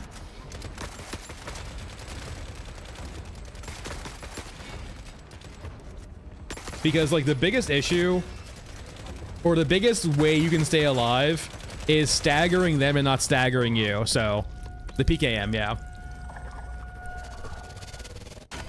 So like that is why the VKS is not good. Sure, it has enough damage to one-shot headshot things, but because like if you ever get into a fight with a squad, which tends to happen a lot because all infantry's in squads, you'll get overwhelmed and you'll have to like break your cycles of stagger locking with reloading. And if you wanna run it as an offhand to one-shot headshot things, you're just better off with like things like an SVD, right? With more rounds, or like a throwaway with more rounds. There's that sounds. I'm not doesn't listen that much. For sure. I imagine though too there might be a lot more sabotage or like, you know, missiles going on too. Though if you're back in your like home area, I imagine it's perfectly fine. Though I will be naturally M60. So M60 is gonna play the same exact rules as the SA58 then, with the 308 headshot damage. So like all of these, most of these LMGs, well, two of them are in 308. So both of these should basically be one-shot headshotting most things now. Then we have our RPD, our RPD, which will basically be an AK that's worse, or 760 AK that's worse, or RPK. And the SAW, this is basically just worse than the RPK. And their SAW is basically just 5.56, so not as good as these two. But like the one upgrade of the SAW, it's basically an M4 with 300 rounds. Upgraded. Base it's 200 rounds, but with an upgraded box, you can carry 300 rounds in this. So the SAW is very nice for that reason. But the M60 MG34 are probably much better now. The MG34, though, I will say, despite it looking really cool, has this issue where both the visual and the third-person recoil is real bad. It's not... Its rate of fire is really low, considering it's an MG34, and it also has pretty bad recoil, so I generally tend to not use it. It's time for the M16. I guess it's also time too to start bringing in some heavy rifles. So we'll bring in my preconceived favorite heavy rifle, which is going to be the NTW in 50 cal. And I know the 20 stands for 20 millimeter. But the game, it's in 50 cal of the game. Bear with me here.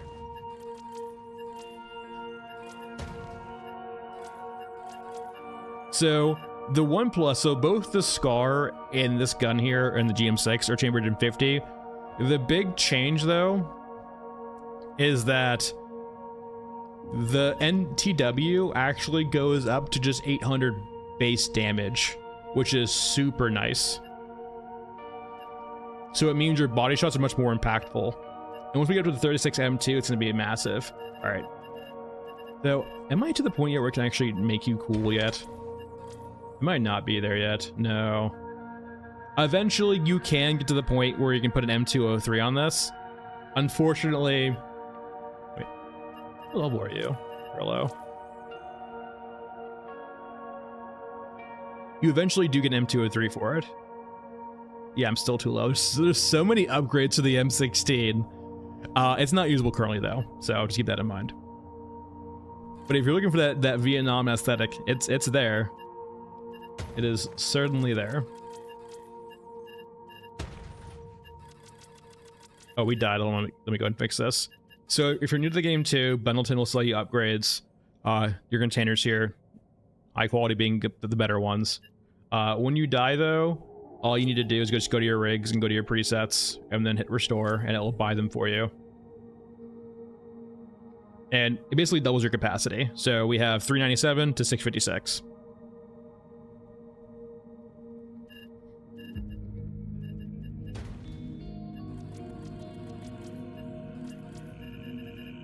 And 50 cal. Or 556. Now, this is going to function basically the exact same as an M4, just unsilenced. It just has the extra cool factor of being an M16 that looks like it's from the Vietnam era. Though, can we get the actual... Hold on. First things first. Meds.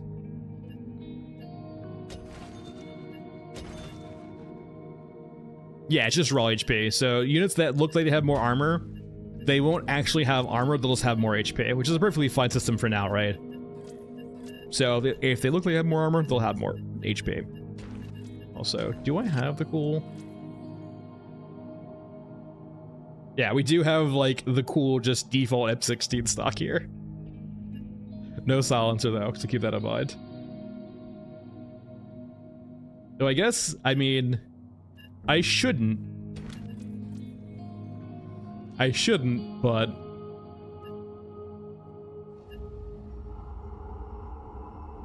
Not necessarily.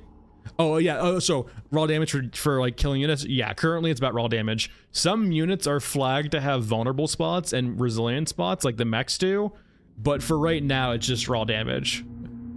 I'm pretty sure like everyone's convinced they're gonna do an armor system eventually because like it kind of needs to happen. But it works for now. And if you're unfamiliar too, we haven't gotten over to shotguns yet. Shotguns are weird. So right now, hold on, actually let me do this. Let me pick up a quest for killing a unit. So right now, shotguns are a bit weird.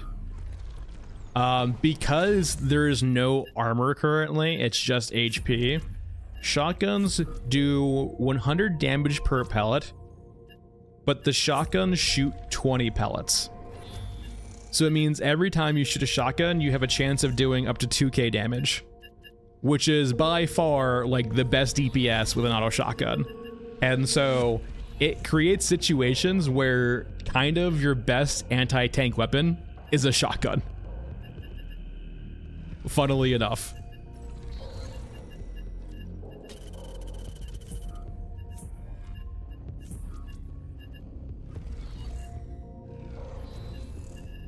That's fine, I want to get payback early.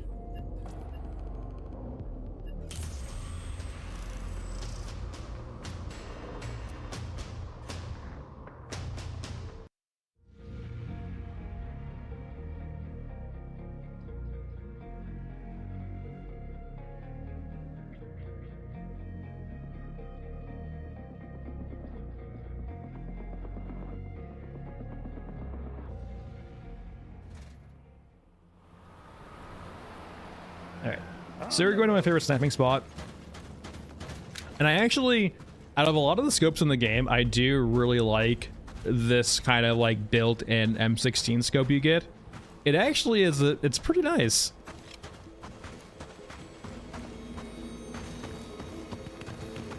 Oh, that's nice, teammate. It's like, keep in mind too, this game's early access and it came out like 2 months ago. They've already done one content patch with another content patch for this coming couple weeks from now, like next week or 2 weeks from now. And I'll tell you right now, if you're unfamiliar with the early access scene, that's a pretty insane cadence. And I'm very curious if they can keep up with it. Most early access games generally peter out because they can't generally put out enough content to like satisfy an audience. But like, if they're gonna create content like every 2 months, like, and like maybe have some quarters that there's double content drops, that's actually like a really crazy cadence. Now, this is a nice scope. I do like the scope, just like the M16 scope. The downside is it's not a lot of zoom, right? It's not a 4x by any means. Well, it might be a 4x. So it's not like outstanding, but it's perfectly suitable for like sniping. The main thing is though, is I'm pretty sure it does have some severe drop off. Actually not that bad. Oh, what a shot. So that's actually pretty like, in regards to having to like compensate for drop, that feels fine. Most guns are way worse than that. No? Yeah, I like this go. Hey, hold on, chill out. Frickin' drones.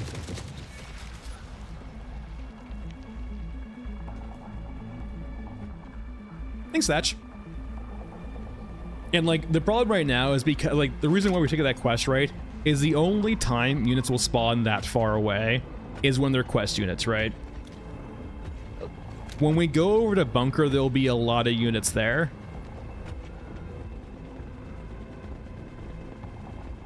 Star Citizen is a pretty bad example of early access, I'm not gonna lie. I would say like much more, if you look at like games like Subnautica, right?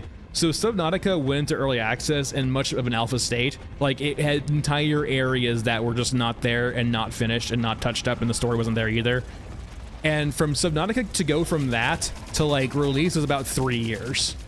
They're saying they want to put the game in a year, which I'm hesitant to say is right, a year for development time. But essentially this, for most early access games, I expect and not always receive about one content patch a quarter. And that feels about right? In regards to like, if you've ever done software development, a quarter for a big release of content or like a big patch is about right. You can do faster than that, but you definitely feel like you're scraping a few things. Like, you're definitely rushing a few things if you're doing it more than that. At least personally for me. So that's what I expect. A lot of games, for their own reasons, will do longer delays than that. Like, for example, there's a game called, hold on, where are you? Yeah, No Rest for the Wicked. I know they've had publisher issues, but like, that game hasn't had a major content patch in like a couple quarters now, which is very unfortunate because I enjoyed the game. So when they're kind of giving us 1 or 2 content patches a quarter, I think that's, one, unsustainable. But if it is, that's actually like a really good sign that they have a really good workflow inside their company and they're insanely efficient at developing content, which is really a good sign. Basically, what I'm getting to here is everything they've done so far has pushed me into having faith for them. Now, it's not blind faith. I'm still waiting for like something to go wrong or go poorly, but so far, outside the jankiness of the game itself, because it is janky, don't get me wrong, they've instilled a lot of faith. Abiotic factor is a good thing too. Abiotic is definitely hitting that like once a quarter or like once every 2 quarters, right? They do seem to be like making sure, if Abiotic factor was going for like 1 update a quarter, like, sorry, 1 zone a quarter, they could probably do that, but they seem to be doing like a bigger content release than that. They seem to be doing like 2 or 3 quarters at once for Abiotic factor, which is perfectly fine, right? It does create scenarios where like you take more breaks in between content. No, but like, yeah. abiotic factor is kind of what I expect for early access. Like once a quarter, once every 2 quarters with bigger updates. Like they are nailing it. And it's nice too, because like you can not play the game for like 6 months or like a year and come back to so much more content with that game. Yeah, and Subnautica 2, they announced it recently, which is not surprising too. Like Unknown Realms, I love the team there. I love Natural Selection too. It didn't take off the way I hoped it to too. It was kind of rough too, to be honest, but I do like the devs there, but it's kind of like a one-hit wonder of a game for them, right? They had Natural Selection too, which didn't really take off. So like with like the success of Subnautica, they're basically a studio that just has that one game or that one IP, right?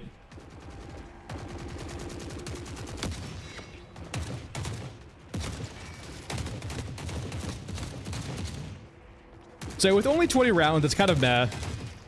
And like if you're looking for the ambiance of being like a Vietnam War veteran, old man plus M16 feels pretty cool.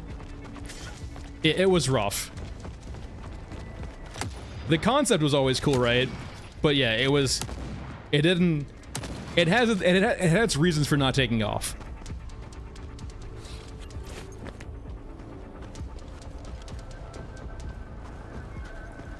So going back to the guns too, I will say the reason, so there's the GM6 and then there's this. The GM6 weighs less. So in a strict comparison, when they're literally the same, the GM6 is just better. I will fully acknowledge that. In regards to feel and aesthetics, I much prefer this gun over the GM6. I want to say it's mainly because it only ever has one scope. I can get very used to how this scope is and how it functions and how it's different, or like how I need to compensate for it, right? So like I'm now to the point with this gun, the sniper rifle, where I know approximately where I need to aim consistently for headshots. And that's not always... Is there an exo stuck in there? Wait, what? Unlike the GM6, where if you change scopes out... No!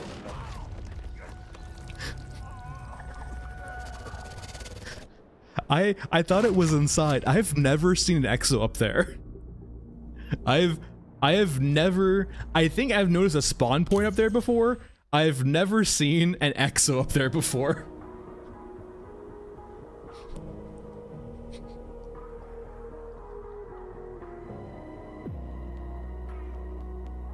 Yeah, so like the exos and the mechs will have those like stomp animations with their gun or their hand.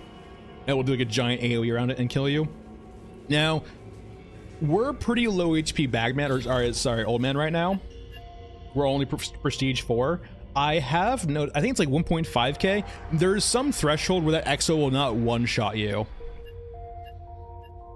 I want to say it's 1.5k, like right above 1.5k, but unlike the medium mechs, you can actually survive that ground pound as long as you have full health, and I think it's a bit more than we currently have.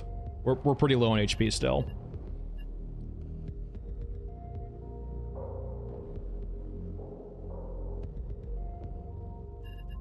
All right, so now we're gonna bring out the GM6. So the GM6, it's essentially the exact same. If we go over like heavy rifles here, so 34 kilograms as opposed to 10, so weighs a massive amount less. In regards to everything else though, it's pretty equivalent.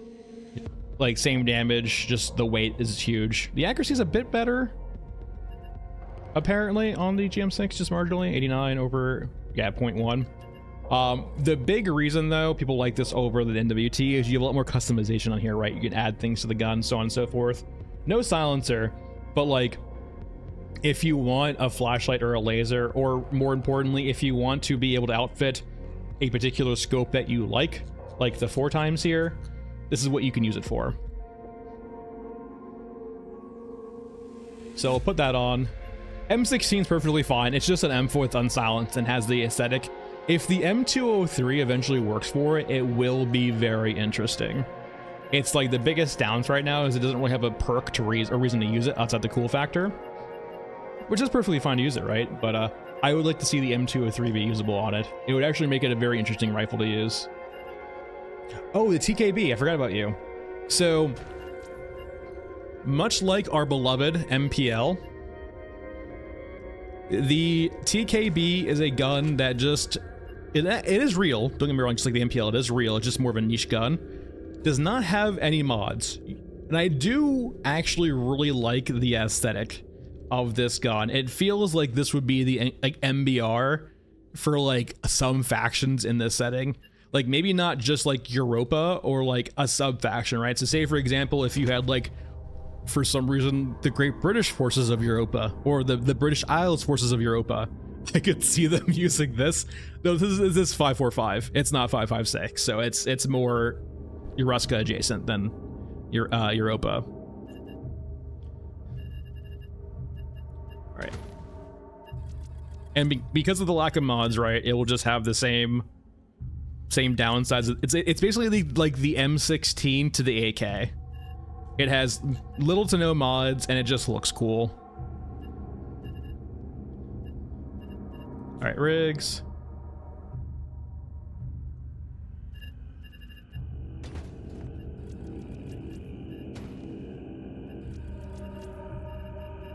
The big thing here is the 50 cal. That's plenty. Let's make sure we jump 2. Our lovely jump. Let's see if we have the last quest we need here. The drip meta is important. You are right. I do have a soft spot in my heart for the MPL because of that reason. Is it the best SMG? Not even close. Do I love it still? Absolutely. There we go.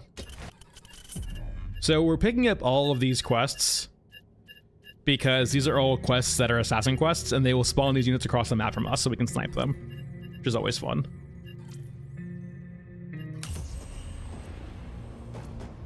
Now, that's the cool thing, right? If it's actually a 3-barreled one, that's something that should be in the game. That sounds cool and sounds grimdark and punkish and amazing. More gun.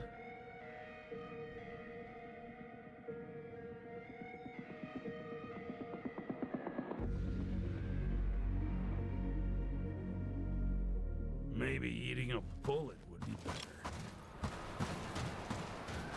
And like, honestly, decent iron sights too. I don't think they're aligned at all, like every other gun. It probably shoots way too low, but...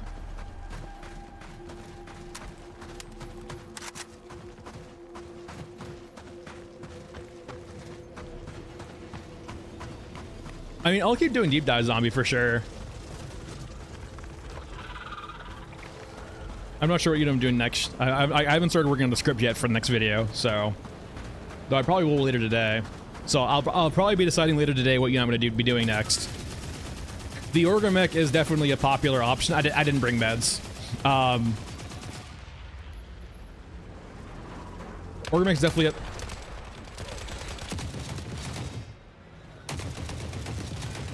Hold on. Hold on. Hold on. Orgamech's definitely a popular option. I'm unsure what I'm into yet. Though Orgamech definitely is probably a top contender. Meds? Come on, guys. There we go. Mystery mate. Oh, this is a nice one, actually. A lot of meds.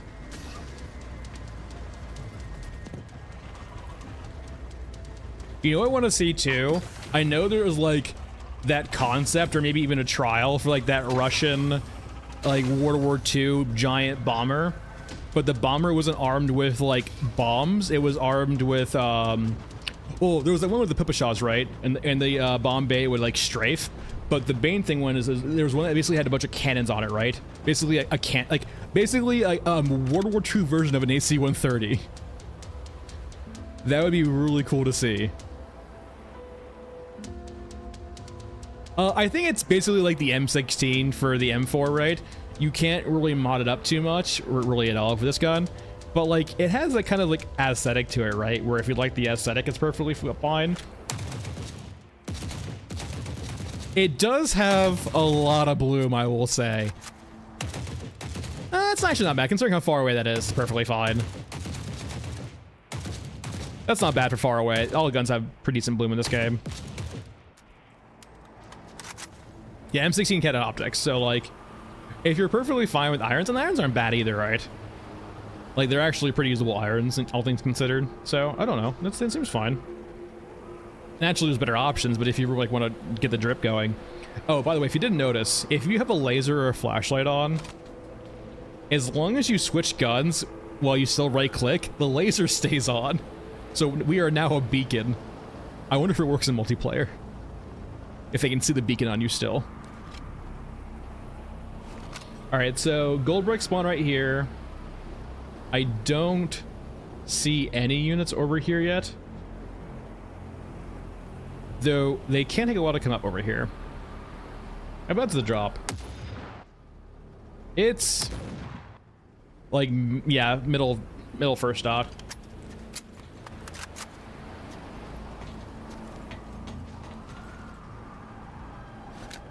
Yeah, unfortunately, no sniper spawns. All right. Yeah, like there's not really much reason to use the TKB at all. Though I will say, if they do add like the tri-barrel mod to it, it would be kind of cool.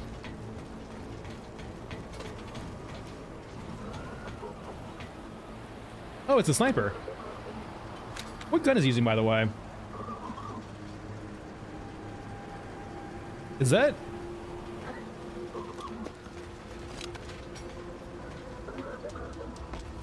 Is that, what's it called? A, what's that German gun called?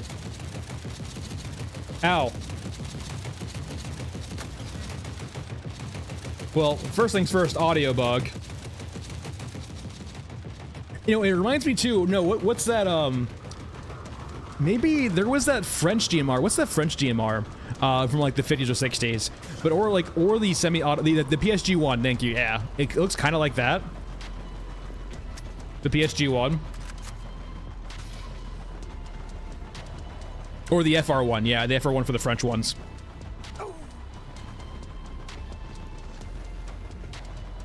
Yeah, it seems like, for example, too, like, I've noticed this bug a few times with the audio playing for the AK.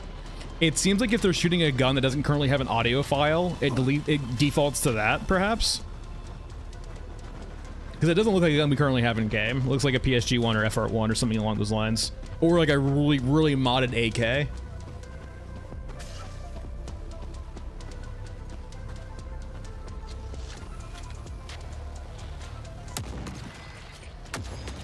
So as you can see here, right, because we're one-shotting these cyborgs, I just hit a tank, I think. I just hit a tank. I'm sorry. We're not actually aggroing the cyborg squad because of that, right? As long as we're one-shotting. Now, they will react to the sound of me firing because this is not silenced at all. But as long as we're far enough away, it doesn't matter. All right, apparently I have HKs on me now. The G11 like would definitely be a gun, right, where I feel like it has that aesthetic, right, for this kind of game.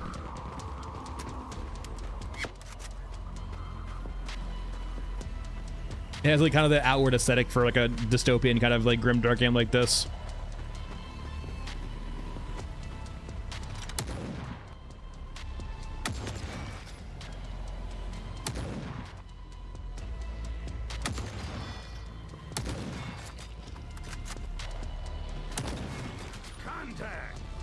Drodes.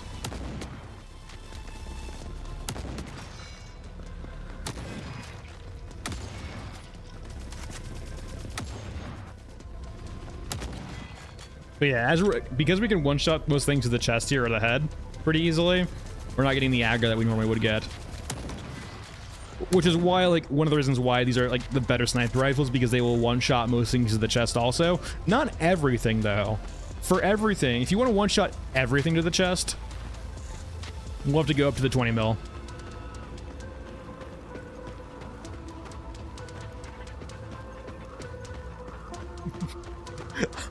the 50 cal scar, I don't mind the concept of the 50 cal scar. It doesn't look like it's been properly modeled yet, or rather, it doesn't have all of the considerations you would need it also depends too. The magazine looks like 50 BMG. The capacity looks like 50 BMG. The receiver looks like 50 Beowulf. Yeah, it looks like 50 Beowulf for the receiver. Like, it looks like that gun would break apart very, very quickly if it was in Scar. And the funny thing is too, right, if you look at the... It just looks really funny because the gun that the mechs use also for Europa are just more upscaled Scars. It's just Scar but bigger. So you have your Scar Lights, you have your Scar Heavies, you have your Scar Super Heavies in 50, and then you have your Scar Megas in whatever the fucking mech shoots. FN stonks go up. I hope the bastards at home appreciate this.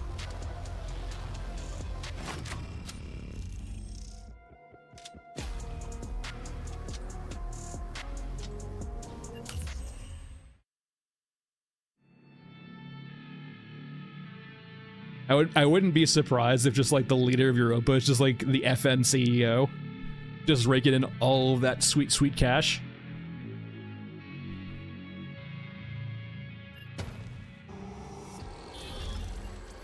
The big thing here is definitely getting a better rig. 20 mil is fun to use, but like it takes up so much space that you kind of need to have a good sized rig for it. Naturally, all the characters that can actually use it do have bigger rigs. But yeah, we're going over to 36M. Where are you?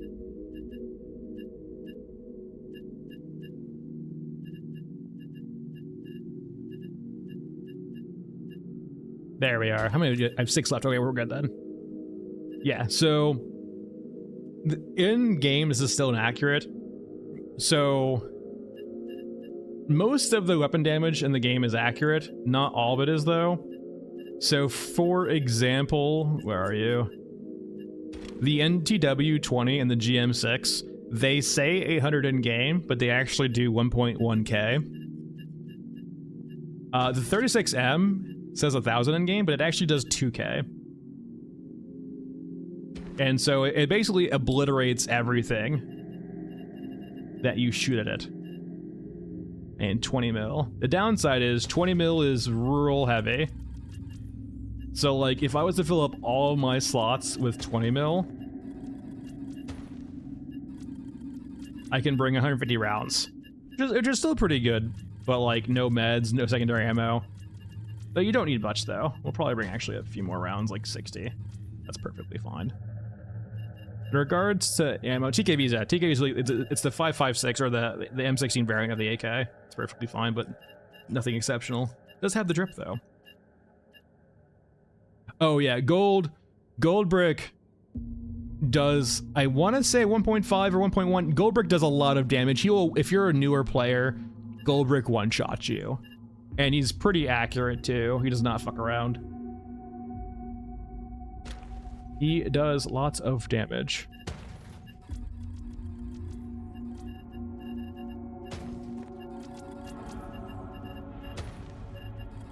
And like the big thing is too, is like his follow-up is pretty fast also. So like he'll shoot you once, and by the time you recover from getting staggered from the massive amount of damage you just took, he'll kill you again.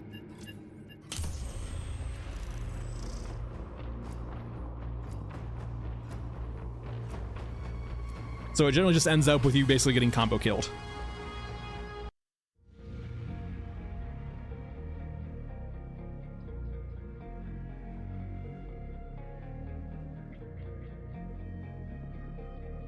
But like, the SVD is nice. It's not, the SVD is nice because every character can use it. But in regards to heavy rifles, like this is by far just like the king of I want something dead.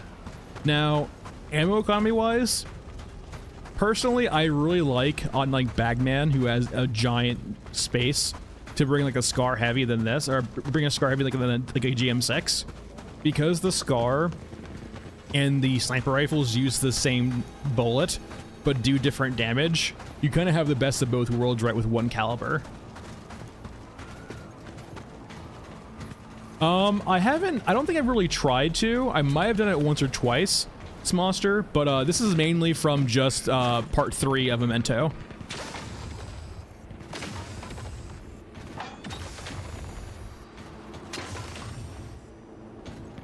This is my main account too, so these are all just like holdovers from like previous times of doing Memento.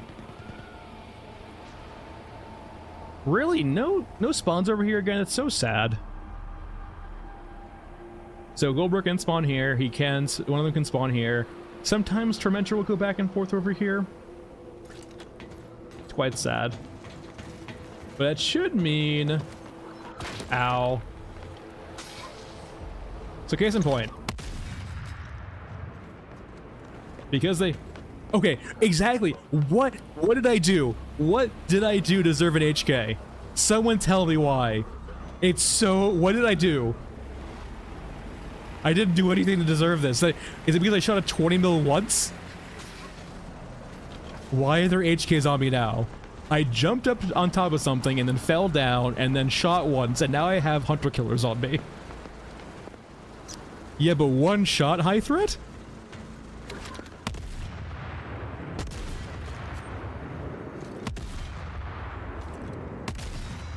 It doesn't feel right. It shouldn't be random.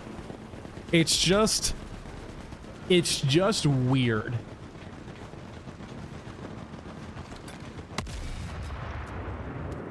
Though, I kind of do like that concept, though.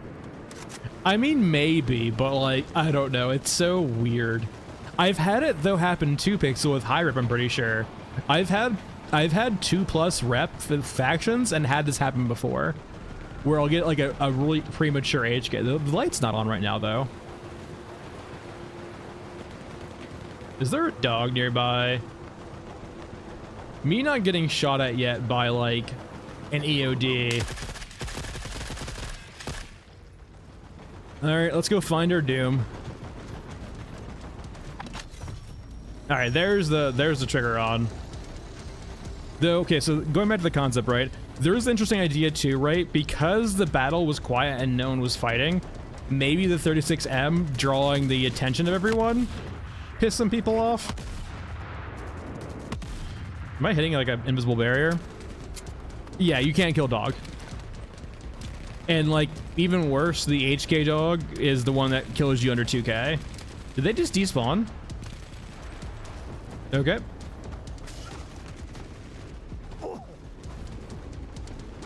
Yeah, you cannot kill the grabbers. There's still the 4 unkillable units in the game. Mother Courage, the Orgamech, the grabber, and then, what am I forgetting? Two-Theme. I always forget Two-Theme. None of them are currently killable.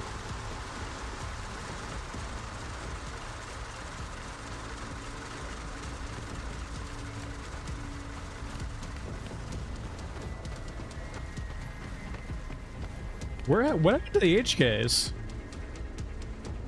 Genuinely. Yeah, Rat King will get bodied a lot. It does not, no. Which I kind of actually like. Conga line. Hold on. Yeah, you see more cyborgs than your Robotroopers. There they are.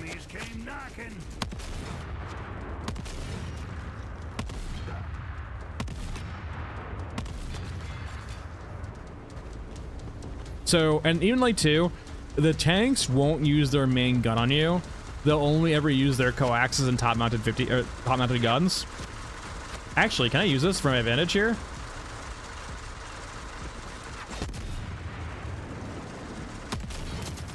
Oh, I didn't mean to shoot you. Your hitbox is not aligned.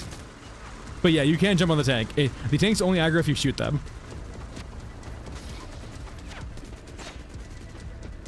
The hitboxes lie.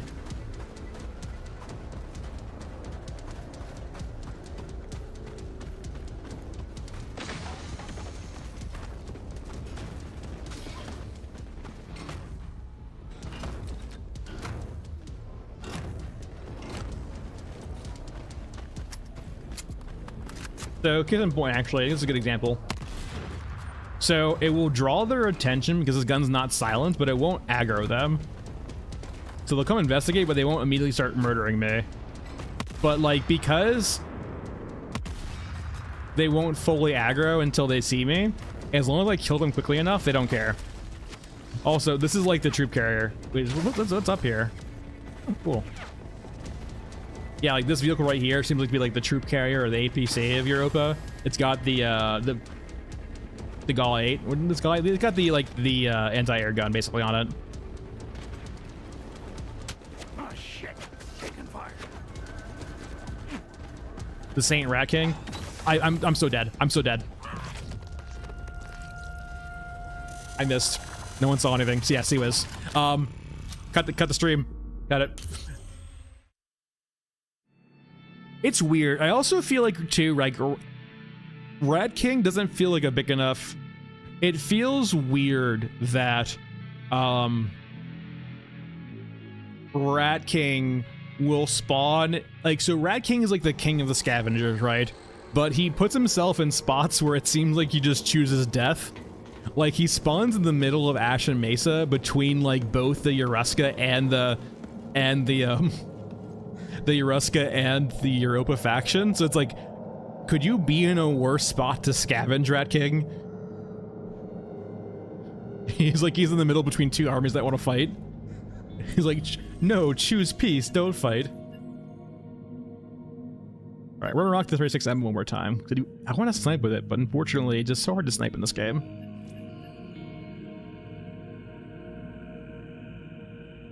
His holy martyrdom. His suicidal tendencies.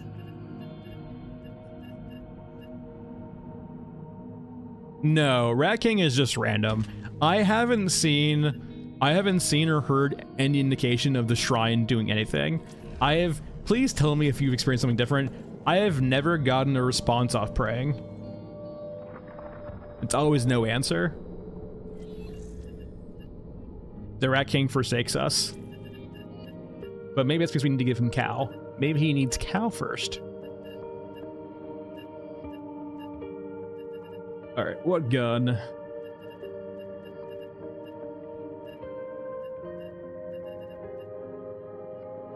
Let's try the G36 again.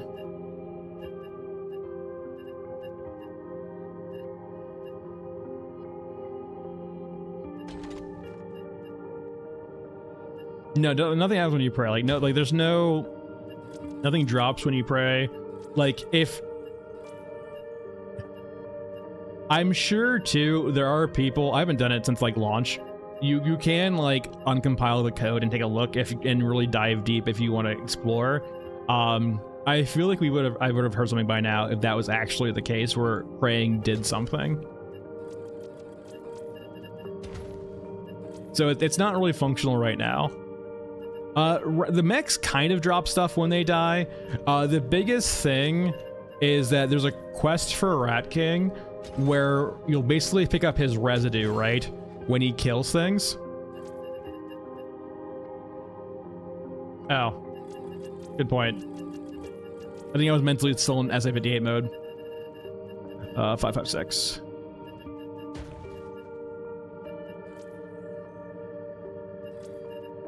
And meds. Also for newer players too, unlike every other vendor in the game, Bundleton actually has 2 tabs, which I didn't know for like the longest time. So if you go to Bundleton, if you go to any other vendor, right, you have weapons and ammo. Bundleton actually has 2 tabs at the top. He has rigs and then he has large items. So you can actually buy things like tac cams up here or jumps and so on and so forth. Which is really nice because tac cams are really useful when you're learning the game and jumps are just fun. Jumps are just fun. And like, until you get really used to it too, if you're trying to learn how to play cemetery, the tac cam is really useful for tracking the dog through walls. Though, do bear in mind that you will kind of see behind the curtain a bit with the tac cam, and you'll see some jankiness you might not see before. There's assuredly some jankiness you do see with attack cam you don't normally see, like teleporting. But yeah, this is attack cam. It'll highlight units for you. The biggest thing attack cam will do is like it will highlight loot containers for you. So when you're learning maps and you're unsure where the loot is and where items are, it can help you learn where those items are, right? So now we can see the yellow containers across the map now. I know their weak points would spawn or show you, but I think Exos and Big Macs still have the issue, right, where they don't show on attack cam fully. They'll just show up on, like, their weak spots will show up.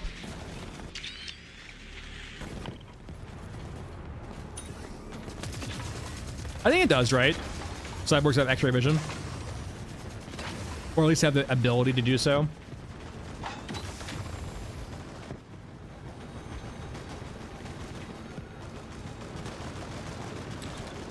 Ooh, why can't I ever get gold brick? It's really unfortunate. Like, so it's actually fun having sniper fights with a gold brick because he spawns over here, over here. No tormentor either.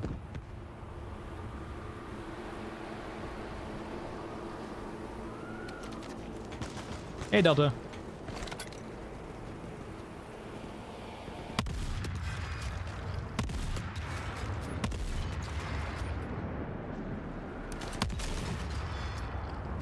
Is this gun actually just this curse that you fire like 3 shots and you have 100 kills on you?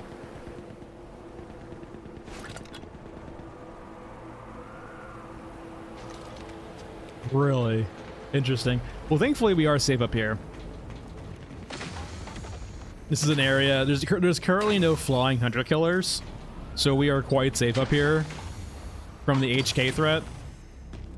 They can shoot at us, right, all they want, but like in regards to like them walking and killing us, they can't get up here. We are on top of the world.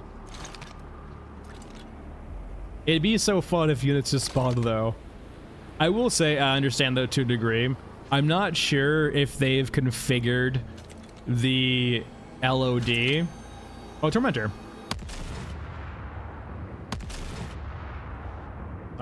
Don't mind me.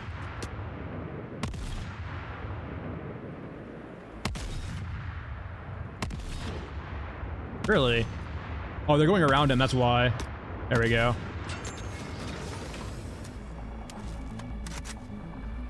So little did you know too, we learned this I think last stream on Wednesday. The grenades that the AI shoots have a bit of tracking. Yeah, you can turn it off too. Like, so there is a really cool no HUD mode, and it makes the game's ambiance so much better. The biggest issue with the no HUD mode is you have no idea what your health is.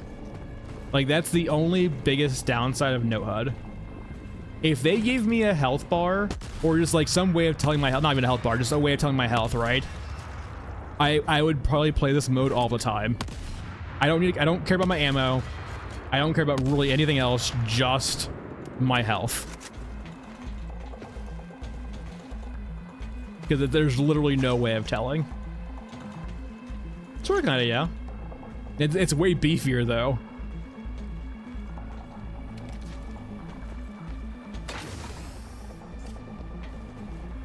But yeah, they're like, it's surprising too how just a small change of removing the HUD makes the game so much more immersive. Because it's like, the HUD's not bad, don't get me wrong, I'm not saying the HUD's bad, it's just like, for some reason, the HUD is just enough to like remove the immersion a bit. Alright, here come the HKs. Especially in areas like the crawler, right? We haven't really explored the crawler much at all today. It's just like my de facto go-to farm spot too.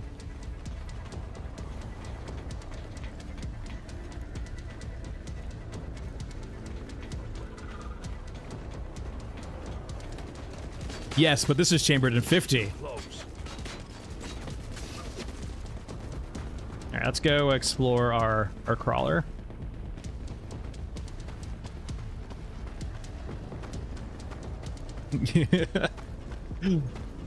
It's in model, but not in actual functionality. But yeah, T90 does not care. Now, I will say, you can do this. Just be careful. The T90 won't shoot you, but it can very much run you over.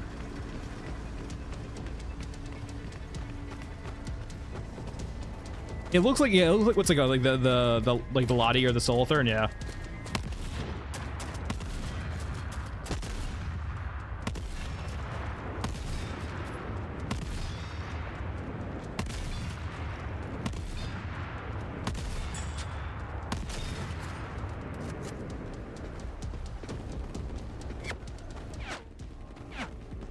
Time to punch that time card.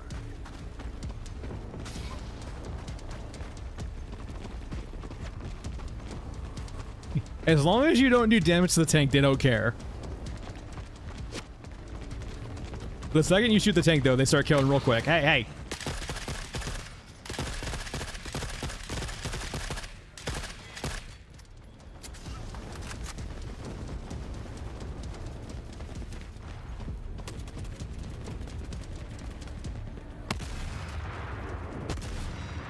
I will say it's definitely like on like the lower end in regards to like needs. I would love to see some like decals or like more blood effects or some like slight bullet impacts here and there or bullet like effects. Like a little bit of like not over the top gore, just a little bit more. And it could just be like all decal based too, right? It doesn't need to be actually like 3D modeled, just decals. Just for a little bit of extra immersion. So yeah, this is the crawler. These are cruise missiles that haven't been shot yet because it's been destroyed. But it is like the ambiance reeks in this place, especially with the flashlight. Now, unfortunately, we do have giant tracers on the G36 still, and muzzle flash.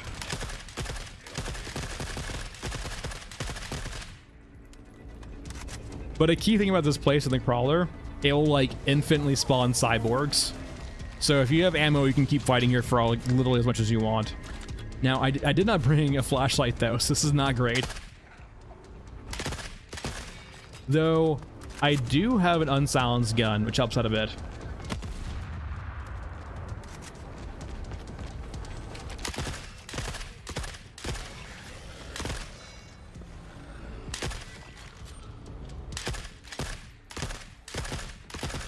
And the nice thing is, too, because the HKs have to walk up to here, they usually get mauled by cyborgs coming in here. Experience and loot. It's not really a game that's trying to incentivize you to fight. So if you're unfamiliar, the premise of this game is that you're not that guy, kind of, sort of. You're more of a spectator just trying to survive. The game doesn't really do that right now, but considering as much as I fight, we're not really supposed to be playing that way. Well, you're able to play that way currently, but it's not supposed to be like reinforced. I know, Christopher, like right now, for example, there is the cryo ammo for 545. It's not really useful right now, but it kind of shows the system to be there for different ammo types eventually, like incendiary, cryo, so on and so forth. And if you ever want like vista shots, this is a good way of doing it too. The top of this crawler is a despawn area for everything outside. Or the crawler itself is a despawn area for everything outside. HKs will still exist, but like it gives you an option to see the map without any units in it, which is super fun. And you can climb.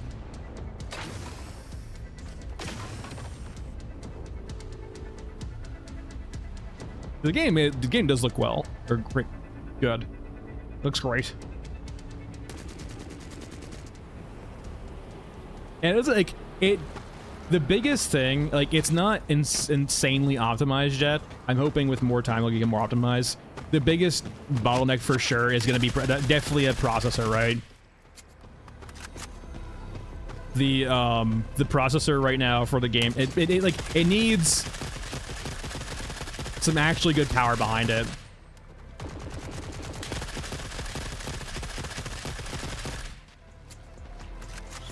Yeah, like it has basically it's literally a land ship, right? I would love to explore the interior of these. Got our number.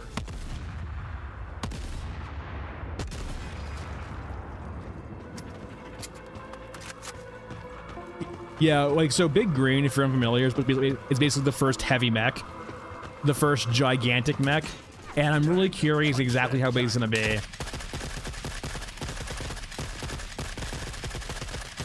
There's that bloom. I'm pretty sure I'm out of meds at this point. I'd back on. Yeah, I'm out of med, 700 HP. That's good to hear. Said just keeping in mind it's early access. You're paying more for like a virtual art book right now than a full complete game. But like so far the devs haven't given me like much reason to be panicked.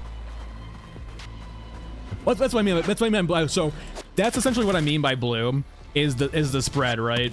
The forced inaccuracy in guns. Like some of those guns have that in regards right now, in regards to like they have pretty brutal bloom or spread.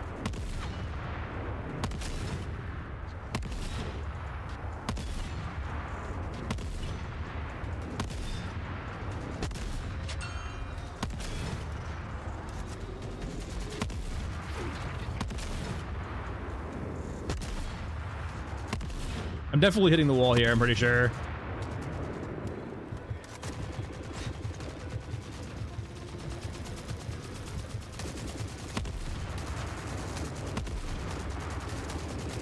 Yeah, I just like, oh yeah, no. We were definitely hitting the train there over and over again. Quite unfortunate. And that's like the danger of playing no HUD, right? Is you just don't have a good indication of your resources or your health.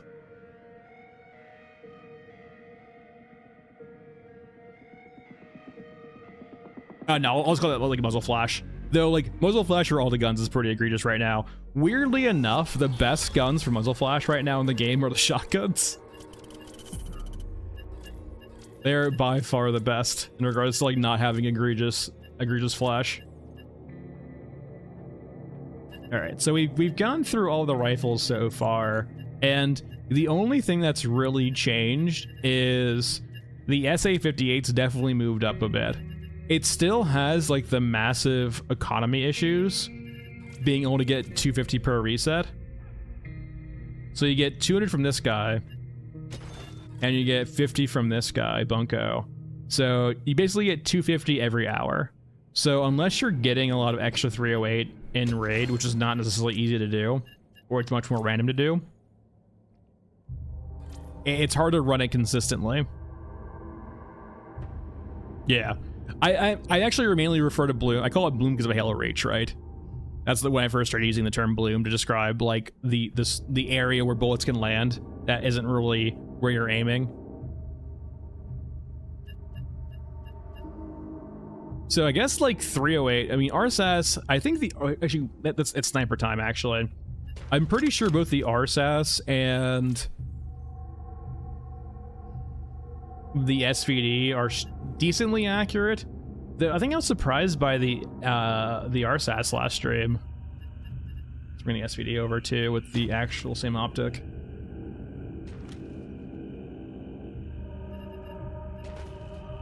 We'll bring a couple of rounds of 308. Not a lot though. 54R. Same thing.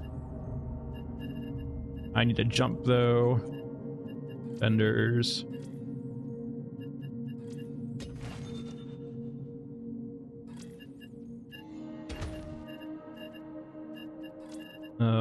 Heisenberg.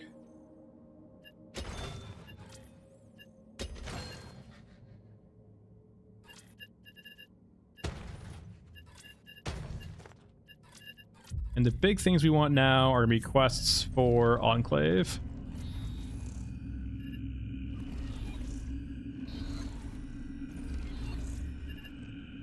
Wrong ones. Come on.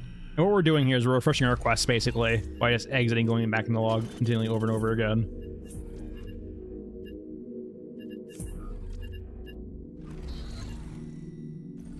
And I know Goldberg does apparently spawn on Enclave 2 if you have the Goldberg quest, but he basically spawns in a bunker where you can't shoot him. So he's essentially undoable.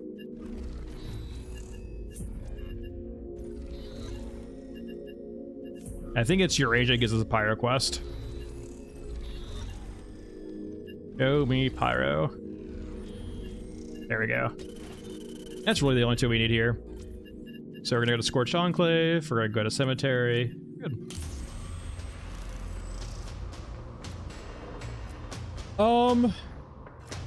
I Found and Raid is perfectly fine. I would much prefer seeing throwables first as opposed to RPGs.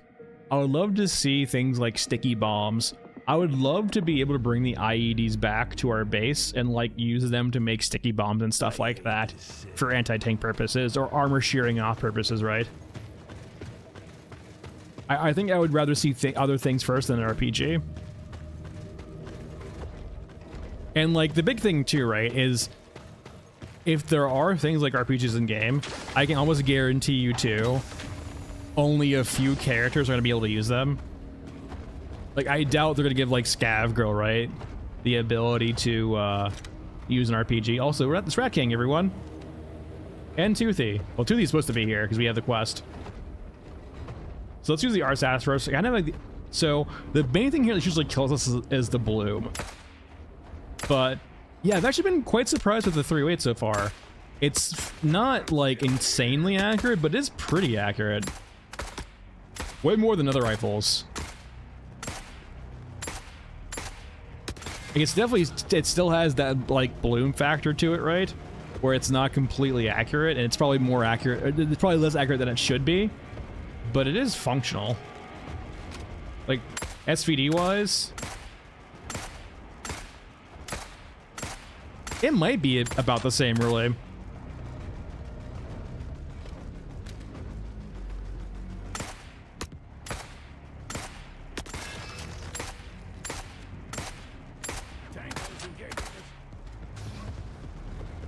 Yeah, it's probably just like honestly the same spread for the most part, just a different kind of like where you need to shoot on the scope. Taking fire. At this current range, which like, I mean, it's technically only like 100, yeah, 32 meters, right? 130. Like, it feels like we should be more accurate than we currently are, but it works. It just, yeah, there's a bit of RNG involved in one-shotting. All right, where's Pyro? With Rat King and Toothy around, he might already just be dead, though he can occasionally be over here instead.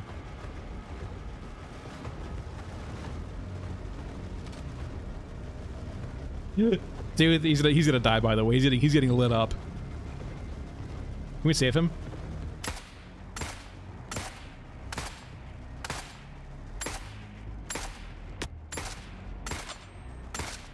Though he's gonna die to Toothy no matter what. Toothy's unkillable and he's not.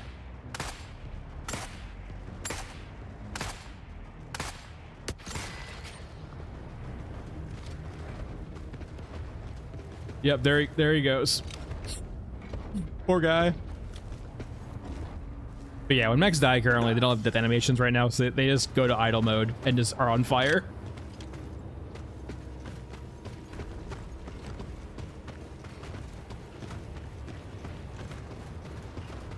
All right, up we go.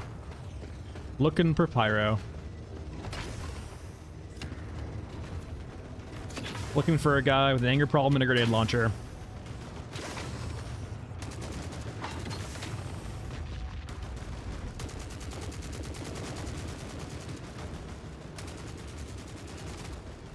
Alright, he doesn't appear to be over there. He might just already be dead, to be honest. It happens all the time. Taking both target locked and pyro revealed would generally end up with you not being able to do one of them at a time.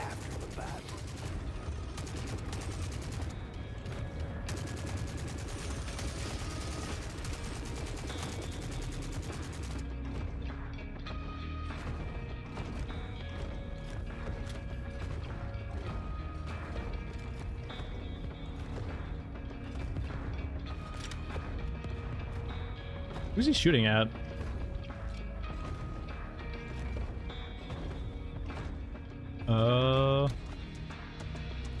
Yeah. Alright, no pyro. We tried. This is probably gonna hurt a bit. See you, teammate. Have a good one.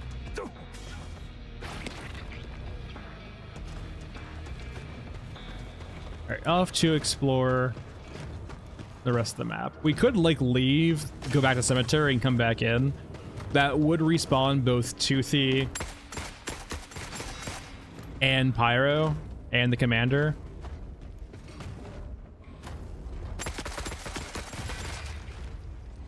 But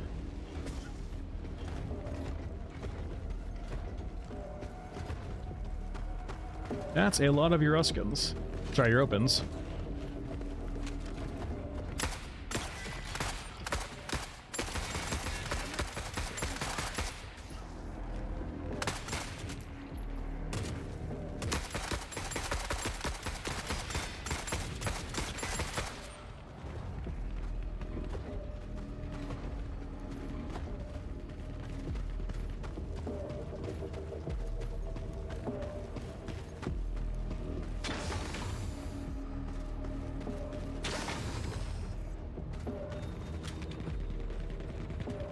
Is that alive? No, it's not. Okay. I hope the bastards at home appreciate this. Another perk for you bring pneumatic jump onto Scorched Enclave using that little trick. Just catapult yourself into the ceiling and leave.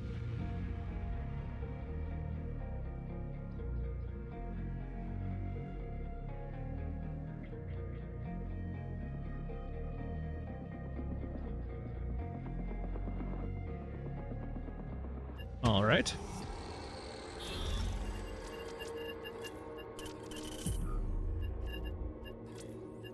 Yeah, for the most part, they feel pretty comparable, the SVD and the RSAS.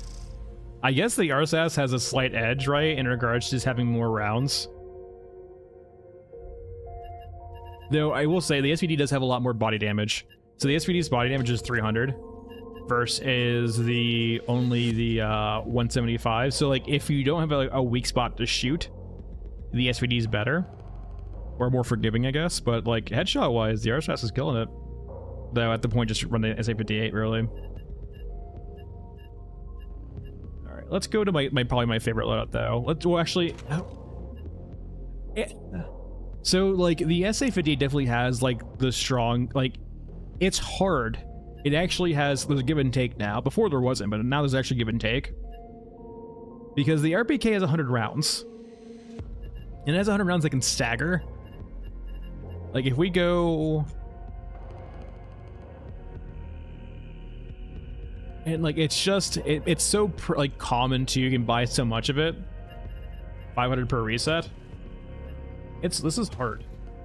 There's actually a good choice now depending on your playstyle, like how accurate you are, and like if you want to lean on stealth headshots.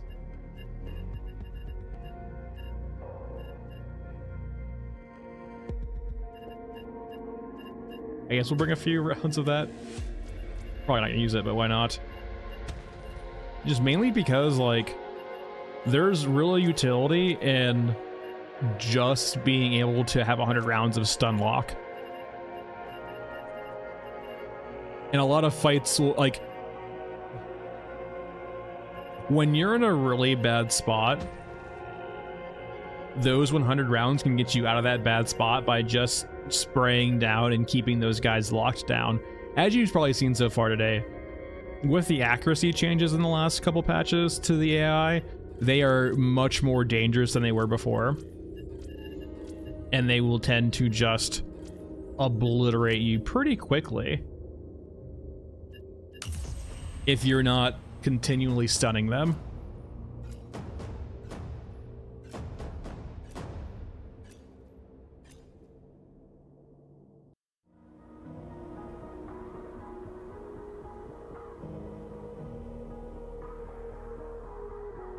One big like factor, right? So the Euruskin guys on this map, the officers will have, actually no officers on this variant with the orange variant. Like units like the Euruskin officer, right? Those are units you have to keep stun locked and have enough HP too, where if you're not like focusing on them first, you might not have enough ammo with this SA58 to actually kill them or keep their squad stun locked.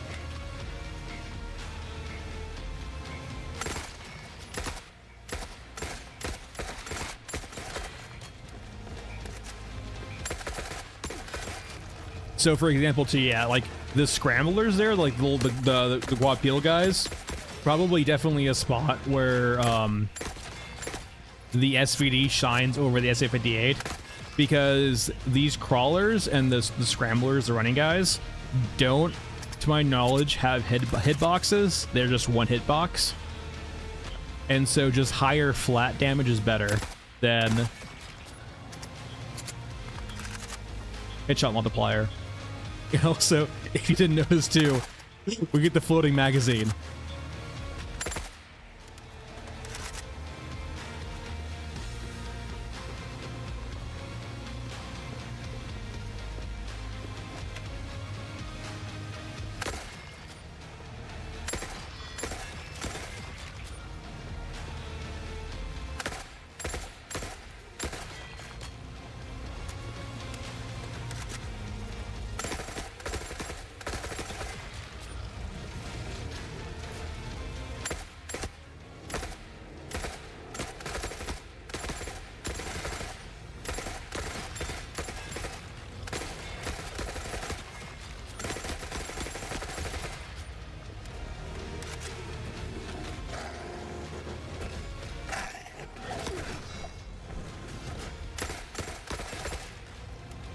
Alright, that should be all the way for that. I will say too, I don't play much Old Man. I do love his drip though. The hobo drip. He's got like probably the best outfits in the game. Not even close.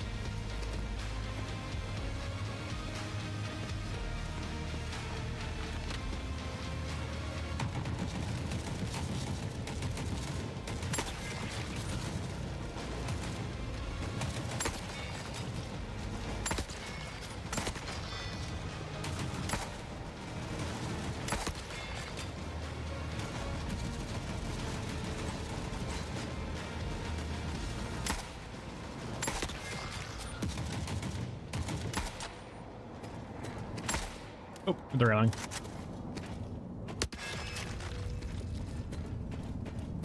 I am like almost assuredly guarantee we can't one-shot headshot these guys. They are very beefy.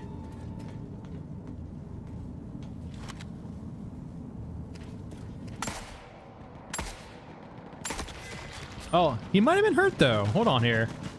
Does this one-shot headshot these guys? Hold still. You did the exact opposite. I need to actually test this out. I don't think it does. I think that guy was just hurt. I'm pretty sure nothing except for like the big cow guns will actually one-shot these guys in the head. We can find out. I have 2 shots left though.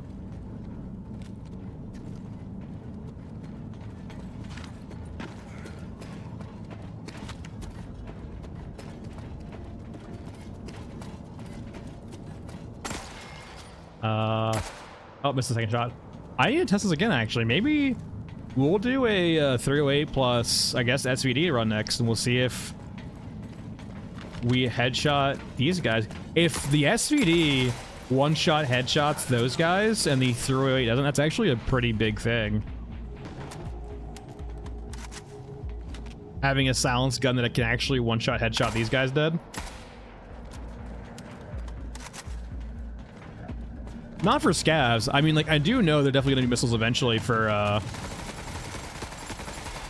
the other units, right?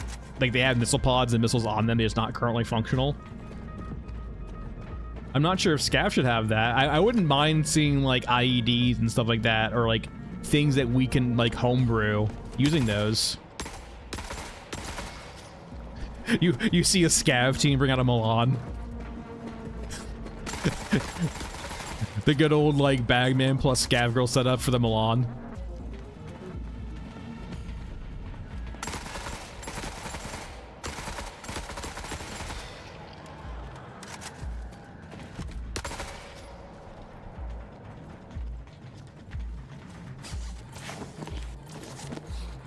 Yeah, Javelin, that's cool.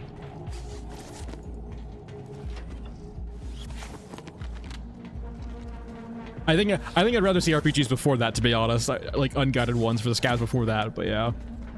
Though I could definitely see situations, right, where like missiles will very much be a thing in the future, or rockets also. We kind of have rockets right now with the Hind, but like they're much more like really slow explosives, and like they're technically rockets, but they don't really function like rockets. Like they come from the rocket pods, but they don't really feel like rockets.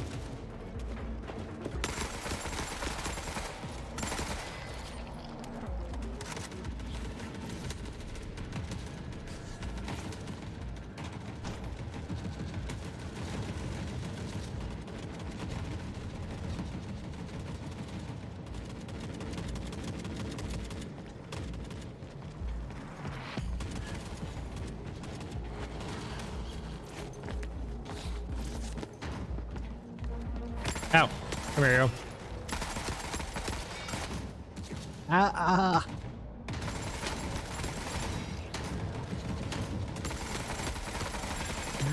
This is why stagger's important. This is why stagger's important. Because shotguns hurt. Yeah, the respawns in this map are brutal. So, if you saw like the little holes above the railings there, those are respawn points for both sides. And they like definitely on this variant, they will respawn a lot pretty quickly. On all variants of Scorched Enclave they do. Or sorry, Nexus they do. And like right there, right, those shotguns when we're in close range that they have will stagger us and also hit us for like 500-600 damage. And so our only recourse is like trying to stagger lock them back, because if they get second shot off, we're almost assuredly dead. And one big thing too is just not being in that spot. All right, so the big thing I want to test here now is the SVD. Oh my god. Hold on, where are you? Aramaki. Baby, I'm sorry. Please forgive me. I didn't mean to kill all those cyborgs. It was self-defense.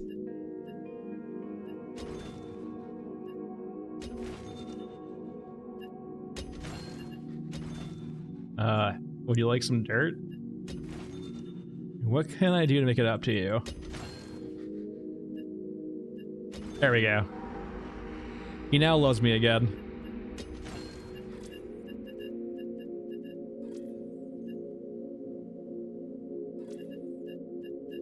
Alright, SVD. Where's the one with the 4 times? There we are. And then we could do the RSAS, but I definitely want to have, I think, more rounds here. See you, Pixel. Have a good one. 308. We'll bring everything we can for that. Actually, hold on. Are we higher level? Yeah, we are, thank God. So now we can go to our bigger rig and have more space.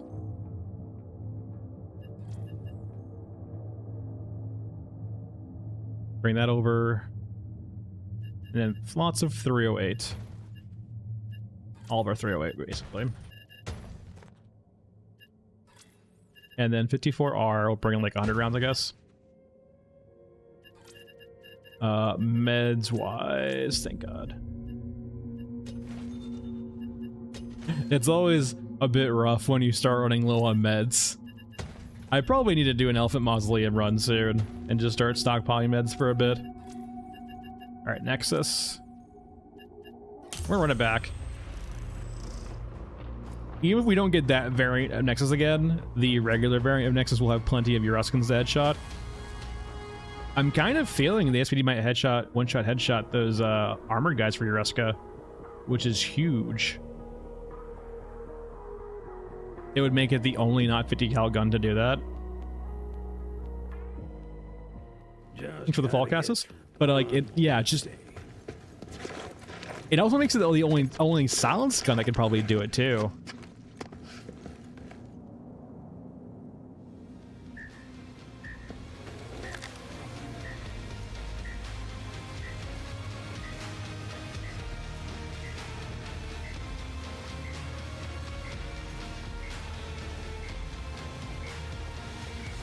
So if you want to save ammo, the weird thing about these guys too, the scramblers take a lot of bullets to kill, but they actually die in one melee attack. The cyborgs that you can one-shot headshot die in 2. And then these guys die in 1 again. It's kind of a weird dynamic. So if you want to be really efficient on ammo, you melee the scramblers, you melee the crawlers, and you shoot the cyborgs.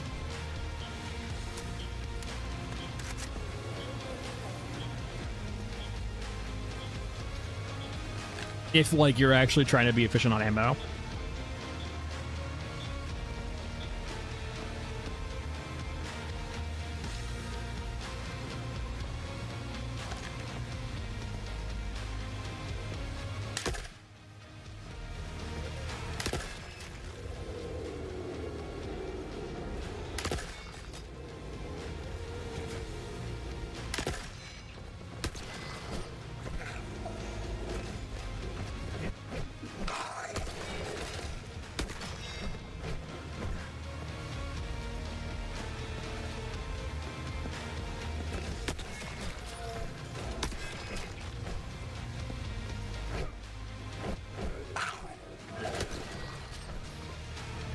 It can be a bit janky sometimes, but for the most part, it works pretty well.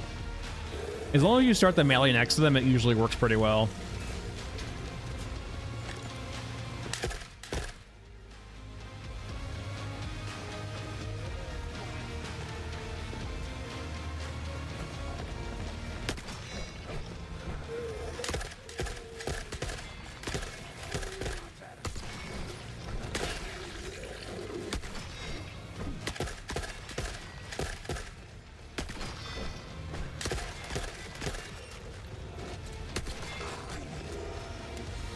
And we're good.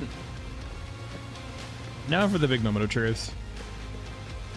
Trying to one-shot those Riskin guys.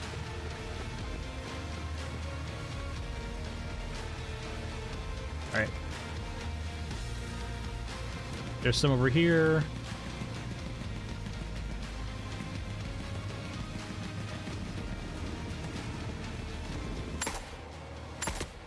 I missed the head.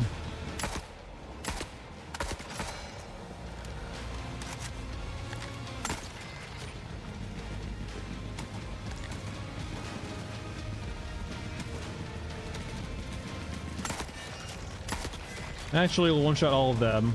I think this one's already hurt. That, I felt like was a headshot. Ow, holy shit, dude.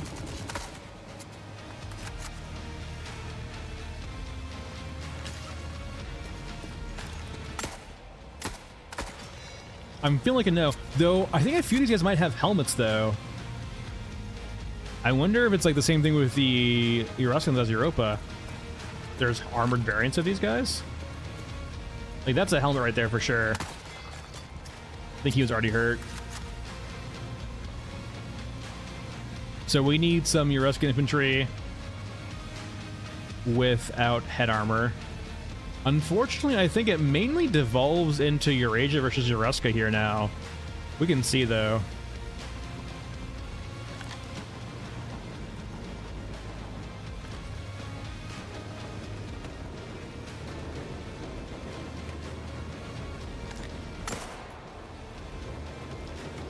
I need them to turn around.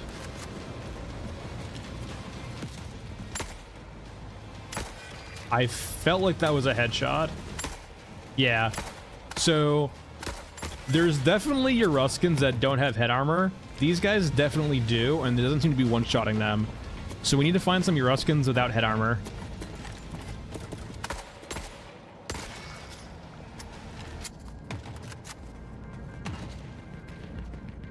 No, they are. It's just that, like, so some maps will function weirdly in regards to how the units spawn.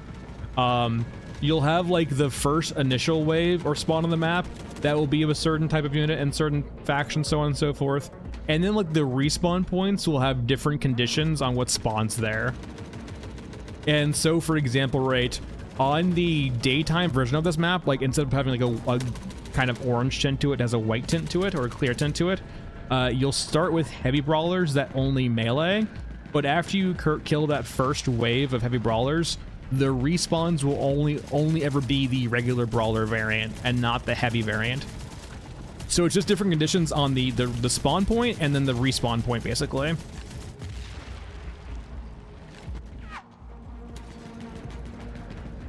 Wait, hold up. Okay, that was a Euruscan sniper. It wasn't an infantry, but that was one without head armor. And unless that guy was already hurt, it does seem to be the case that if there's visually no head armor on the Euruscan soldier, the male one, it does seem like this will one-shot them. But it won't do it for the ones who are armored. But I don't think 308 was doing it on either case. But we can cheat. We can see though.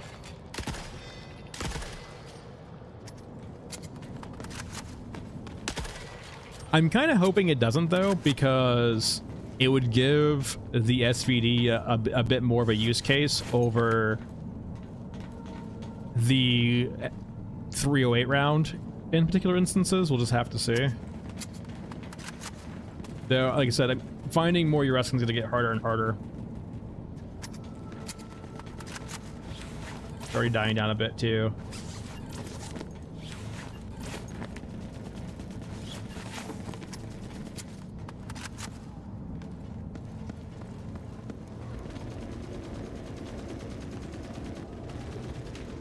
Might as well get my stuff back. But yeah, they respawn up there and drop down.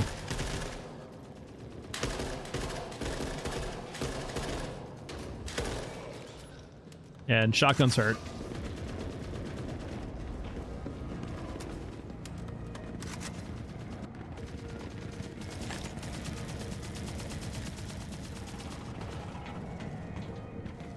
We'll give some more Euruscans a little bit more time to spawn, but they're probably not. I hearing some shooting over there though. Back at the spawn. It's probably Eurasians and Europans fighting again.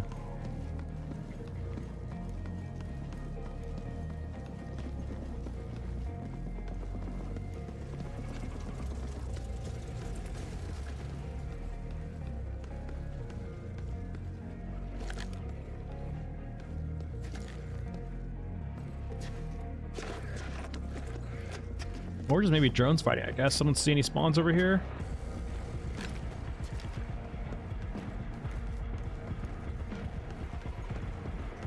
We might have to go to another map to explore this a bit more. Cemetery might actually weirdly be a good option for this.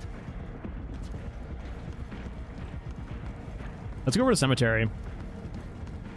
Cemetery will usually spawn Euruscans in some degree of quantity. And there's a good sniping spot on Cemetery too we can utilize.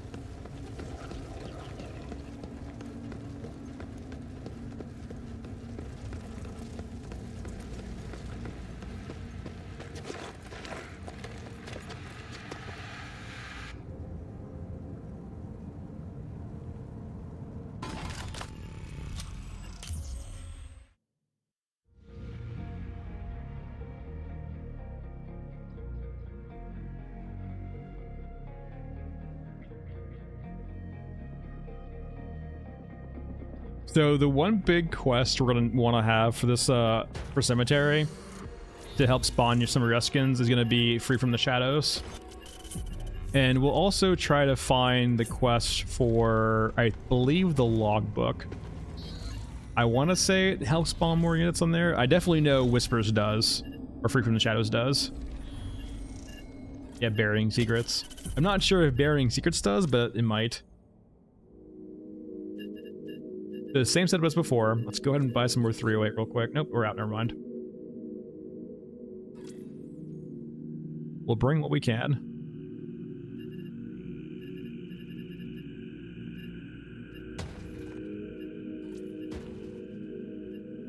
And we're going to want some 54R also. 54R, there we go. And the big thing here we're going to need is a jump. And probably some meds too. And we're gonna go to Cemetery, we're gonna go to Pipes.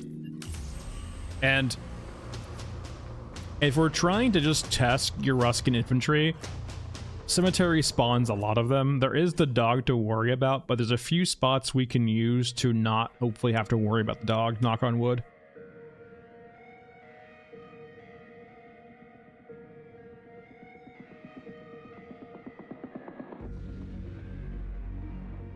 an eye out, guys. And I don't imagine this spot existing for a long time. It might be dead next patch. It's definitely not intentional, but I do enjoy the ambiance it brings, right? Also, be careful not to fall off. And also, don't jump over, like I just did. There we go. So we can essentially get up on top of here, on top of the pipes, outside of it. Not necessarily outside the map, just not in an area where you worry about the dog. These guys can still shoot us, though. So, okay. We have armored. Okay, this guy does not have head armor. Okay, that's a good person to test against. So, no head armor, and head armor. The big thing we want to test here, right, is does shooting this guy in the head cause him to die immediately? Didn't look like it. Didn't look like it. I'm not sure if we were low or not, or just no headshot kills.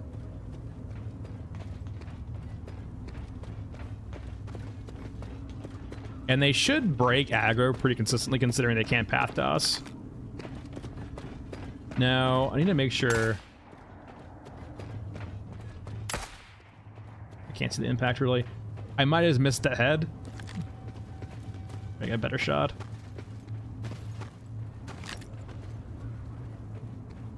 So I want to say it's like right around here. And maybe that classifies as a helmet, perhaps, for that model, but isn't like one. Hold on, I'm really sorry, civilian, but I need to see where this lands. Okay, it's definitely the second dot. Please come back. I'm sorry.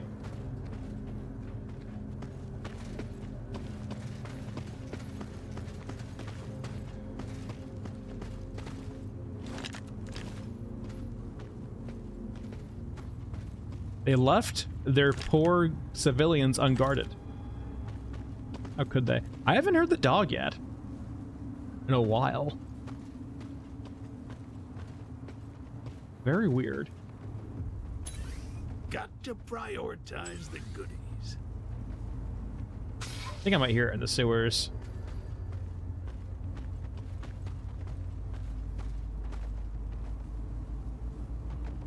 All right, there's Fido.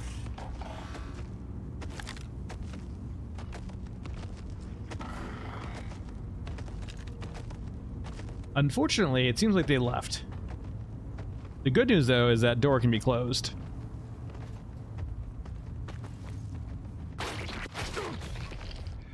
Don't mind me, just almost killing myself. Alright, is there a book here? There is. Book's gone. Be free! And we'll close this door.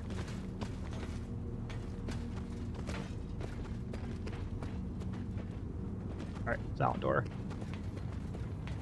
And that should trap Fido in the other area now, so we should be good just to farm here. Not even farm, but just experiment a bit. I've never seen these guys path this far away before. Interesting.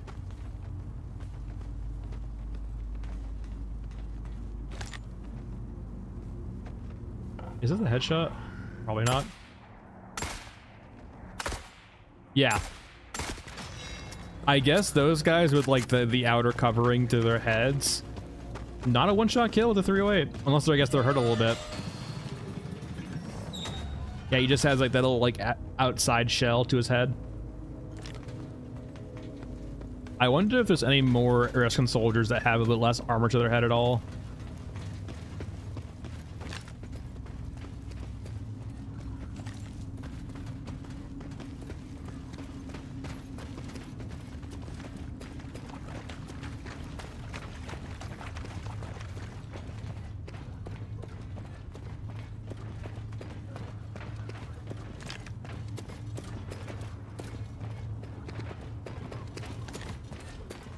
Get over here real quick so we can see their heads better.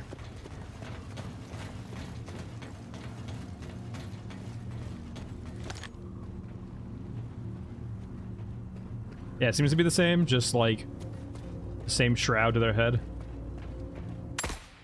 Yeah.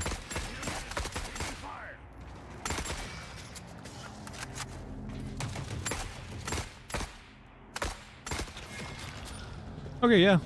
I guess the other guys were just hurt. we one-shotted before on the other map. So yeah, it seems like Yoruska soldiers are, no matter what, not one-shottable by this gun. By the SVD.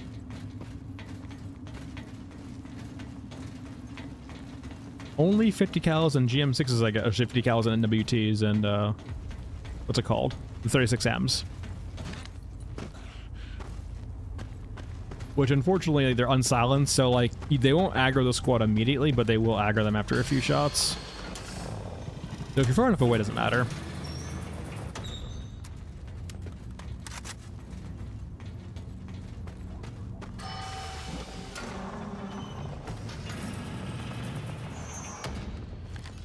And these guys are just riders, so they should die one shot no matter what. If I can see them through the smoke. Man, that fog with the flashlight is not bueno.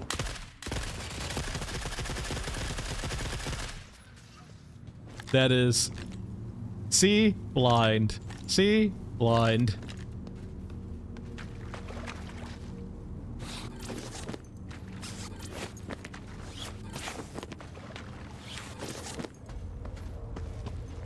They're just respawning over there. Jackpot.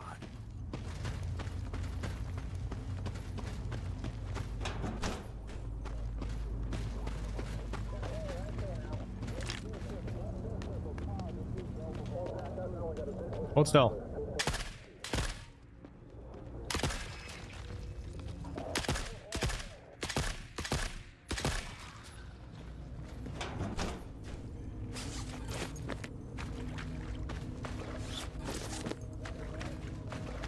Alright, out we go.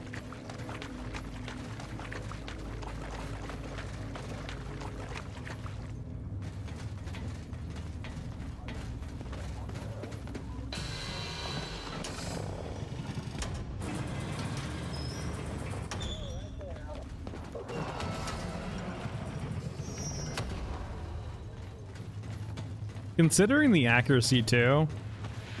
Another day, another dollar. Yeah, I mean, like, the RSAS and SVD are usable sniper rifles, like, around 100 meters. Though, like, even at that point, we're getting to the point where there's enough bloom where we can't really snipe with them anymore. The 50 cal sniper rifles, though, as you saw with the NWT, right? We were just having no issues at all with it on Mesa.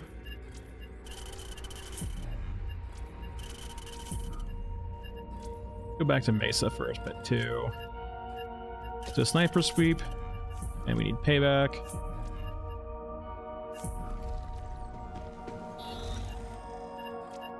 And trail, there we go.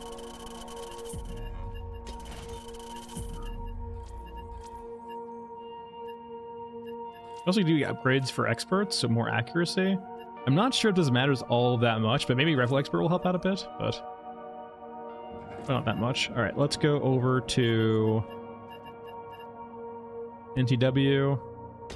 And I guess let's bring out the RSAS too, I guess, and see how it feels at long range, if we can get a target that far away.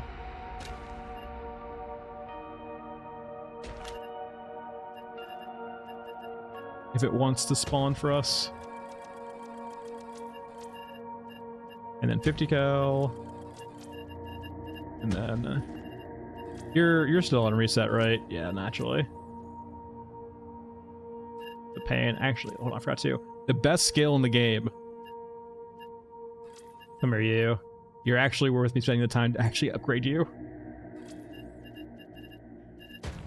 By far, medical expert right now is like undoubtedly the best skill in the game, making healing kits better.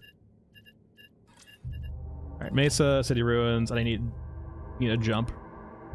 I don't need a jump, but it's nice to have. You can get up to where we're going without a jump, it's just a bit more tedious.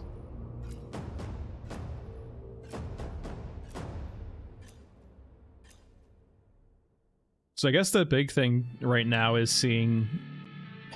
I already kind of know that it's going to be the case where we're not going to be able to hit things far away consistently with the RSAS, but we'll see how bad it is in comparison.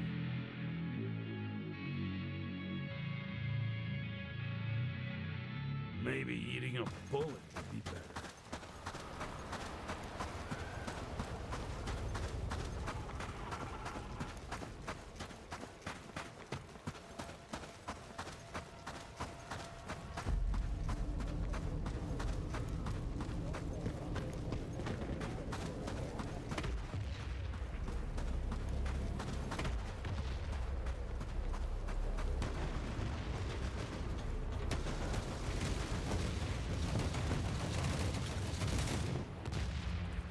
And not worth it.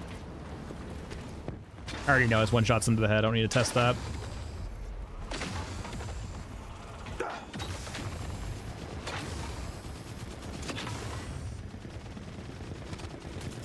Okay, we do have the sniper over there. Perfect. And he shouldn't move, considering how far away we are. Now, how bad is this? So it seems like drop-wise, we are just basically one dot. It's just that the accuracy is... I mean, hey, it took like 7 shots to zero in on him and kill him.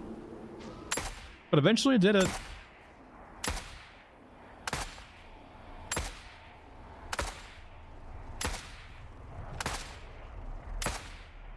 Wait, does that zero in after I ate? Wait, is that a mechanic? Hold on. So we just zoom in.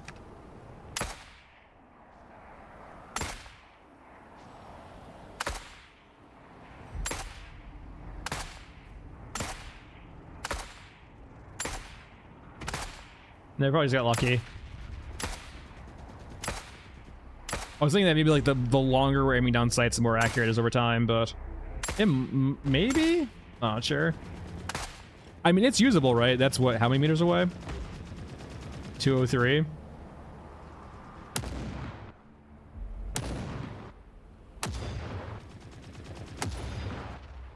I mean, looking at it though, it looks like it's actually pretty similar to spread. They're probably pretty comparable, I guess. It's just that because the one-shot potential of this gun, I guess, a lot more, it feels better. Alright, I think Tormentor's downstairs, which is why I'm hearing grenade launchers over and over again. Yep. Yep, there he is.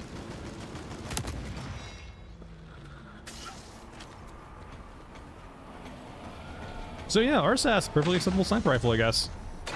I guess it feels maybe more accurate than SVD. The more you know. Alright, is Goldberg over here, though? He is not.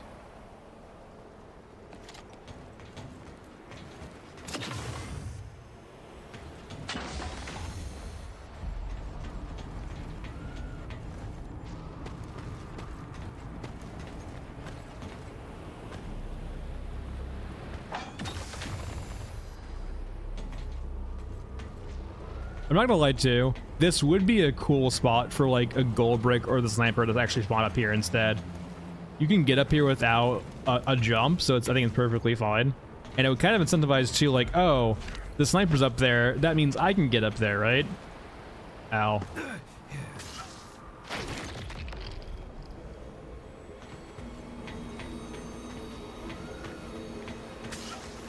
Let us head over to bunker and try to get our prize before it despawns.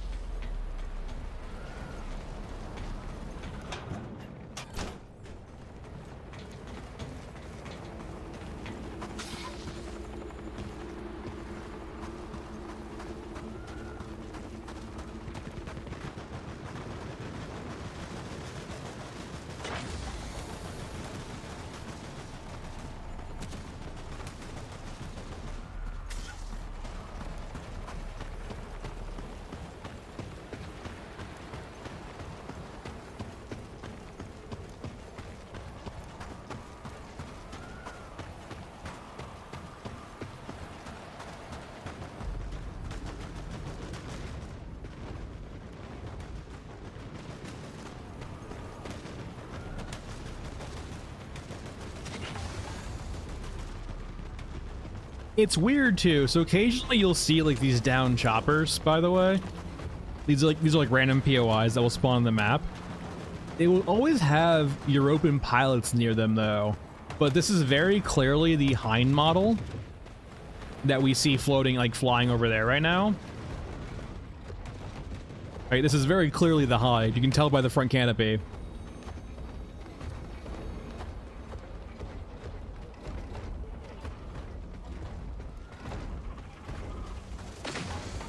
Maybe eventually we might see like an actual like Eurasian pilot, if there even is one, to be honest. Right, did you despawn? Oh yeah, you definitely despawned. We took way too long. Womp womp.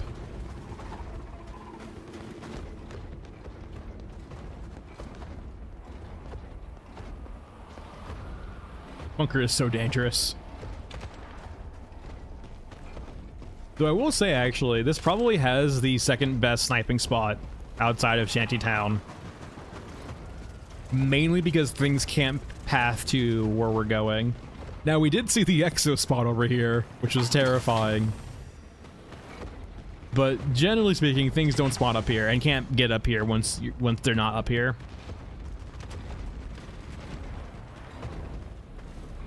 So you can like kind of snipe to your heart's content.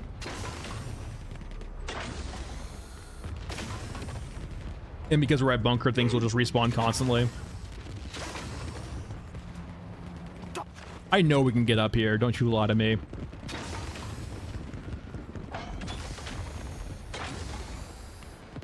Oh well, we tried.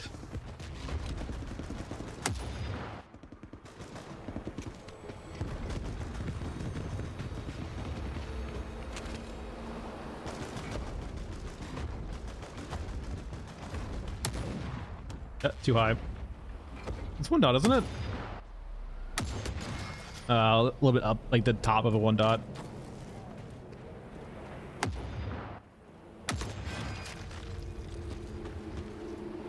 Yeah, that's fair. I guess they raised the threat level of the unsilenced 50 cals in the in the what's it called? The big boys.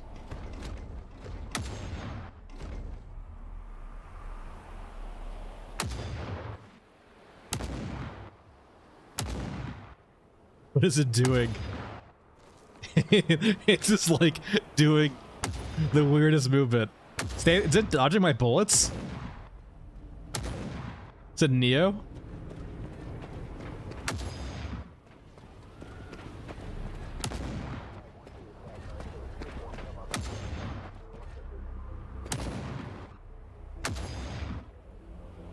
There we go, we finally got it.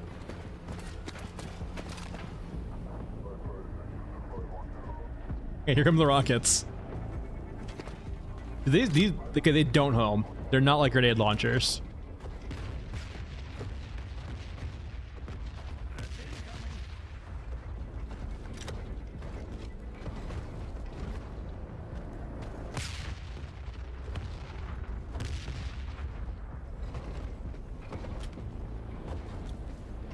Okay, it's actually coming over here. Perfect. I want to see if the mechs and that chopper will fight each other. Probably not. I think the chopper has to fight them first. Hey, Fred. He's a little bit angry.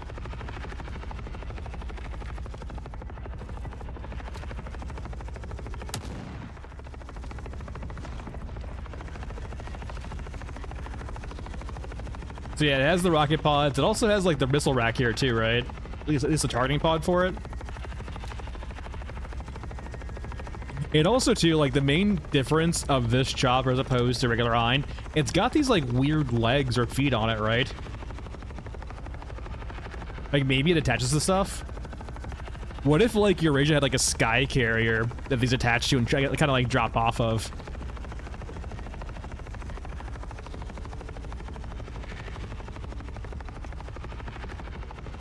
It also does not seem to care about me at all anymore.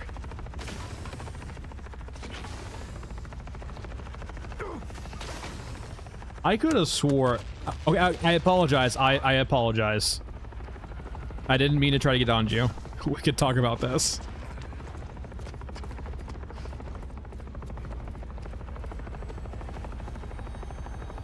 I think... Wait, I'm not hitting it? There we go. Okay, yo, it's winning this fight.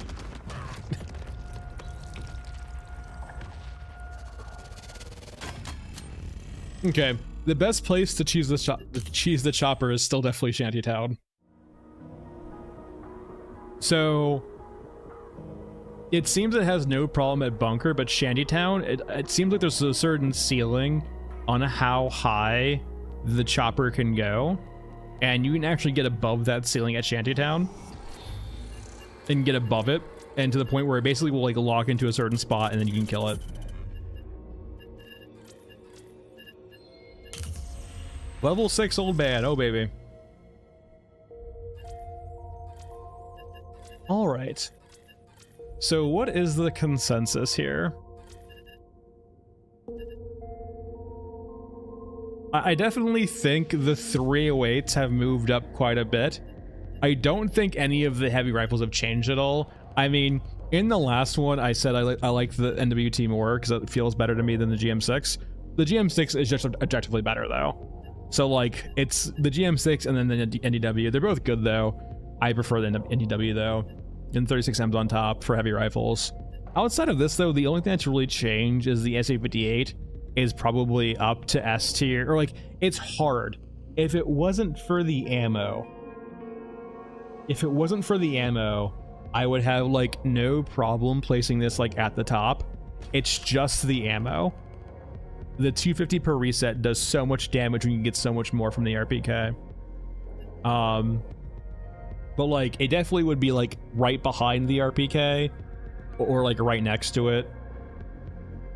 It's hard to place the RPK in S tier now when this exists in this capacity and one-shots almost everything to the head with a 50-round magazine. Hey, Shell. Yeah, I just use the alt aiming, Onion. The alt aiming is enough for me.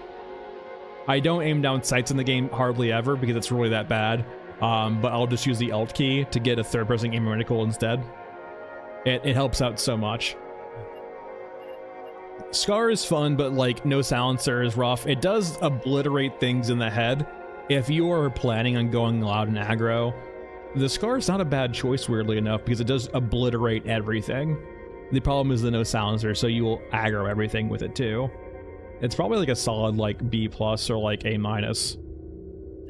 M4, RPK, AK, SA-58 are basically all together and like probably top tier.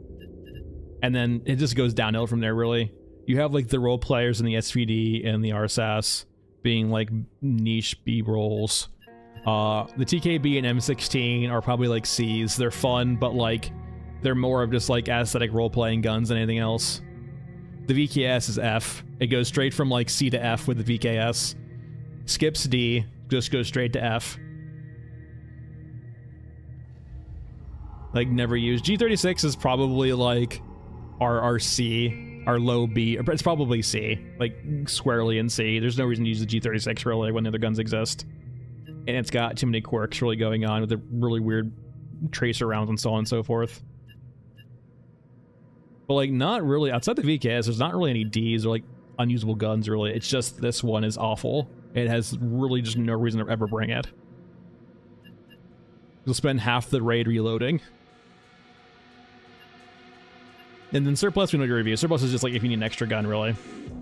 But yeah, that's it for today, everyone. Thank you for watching. Short Friday stream. Have a good weekend. I should have another video in the works soon. We'll just have to see.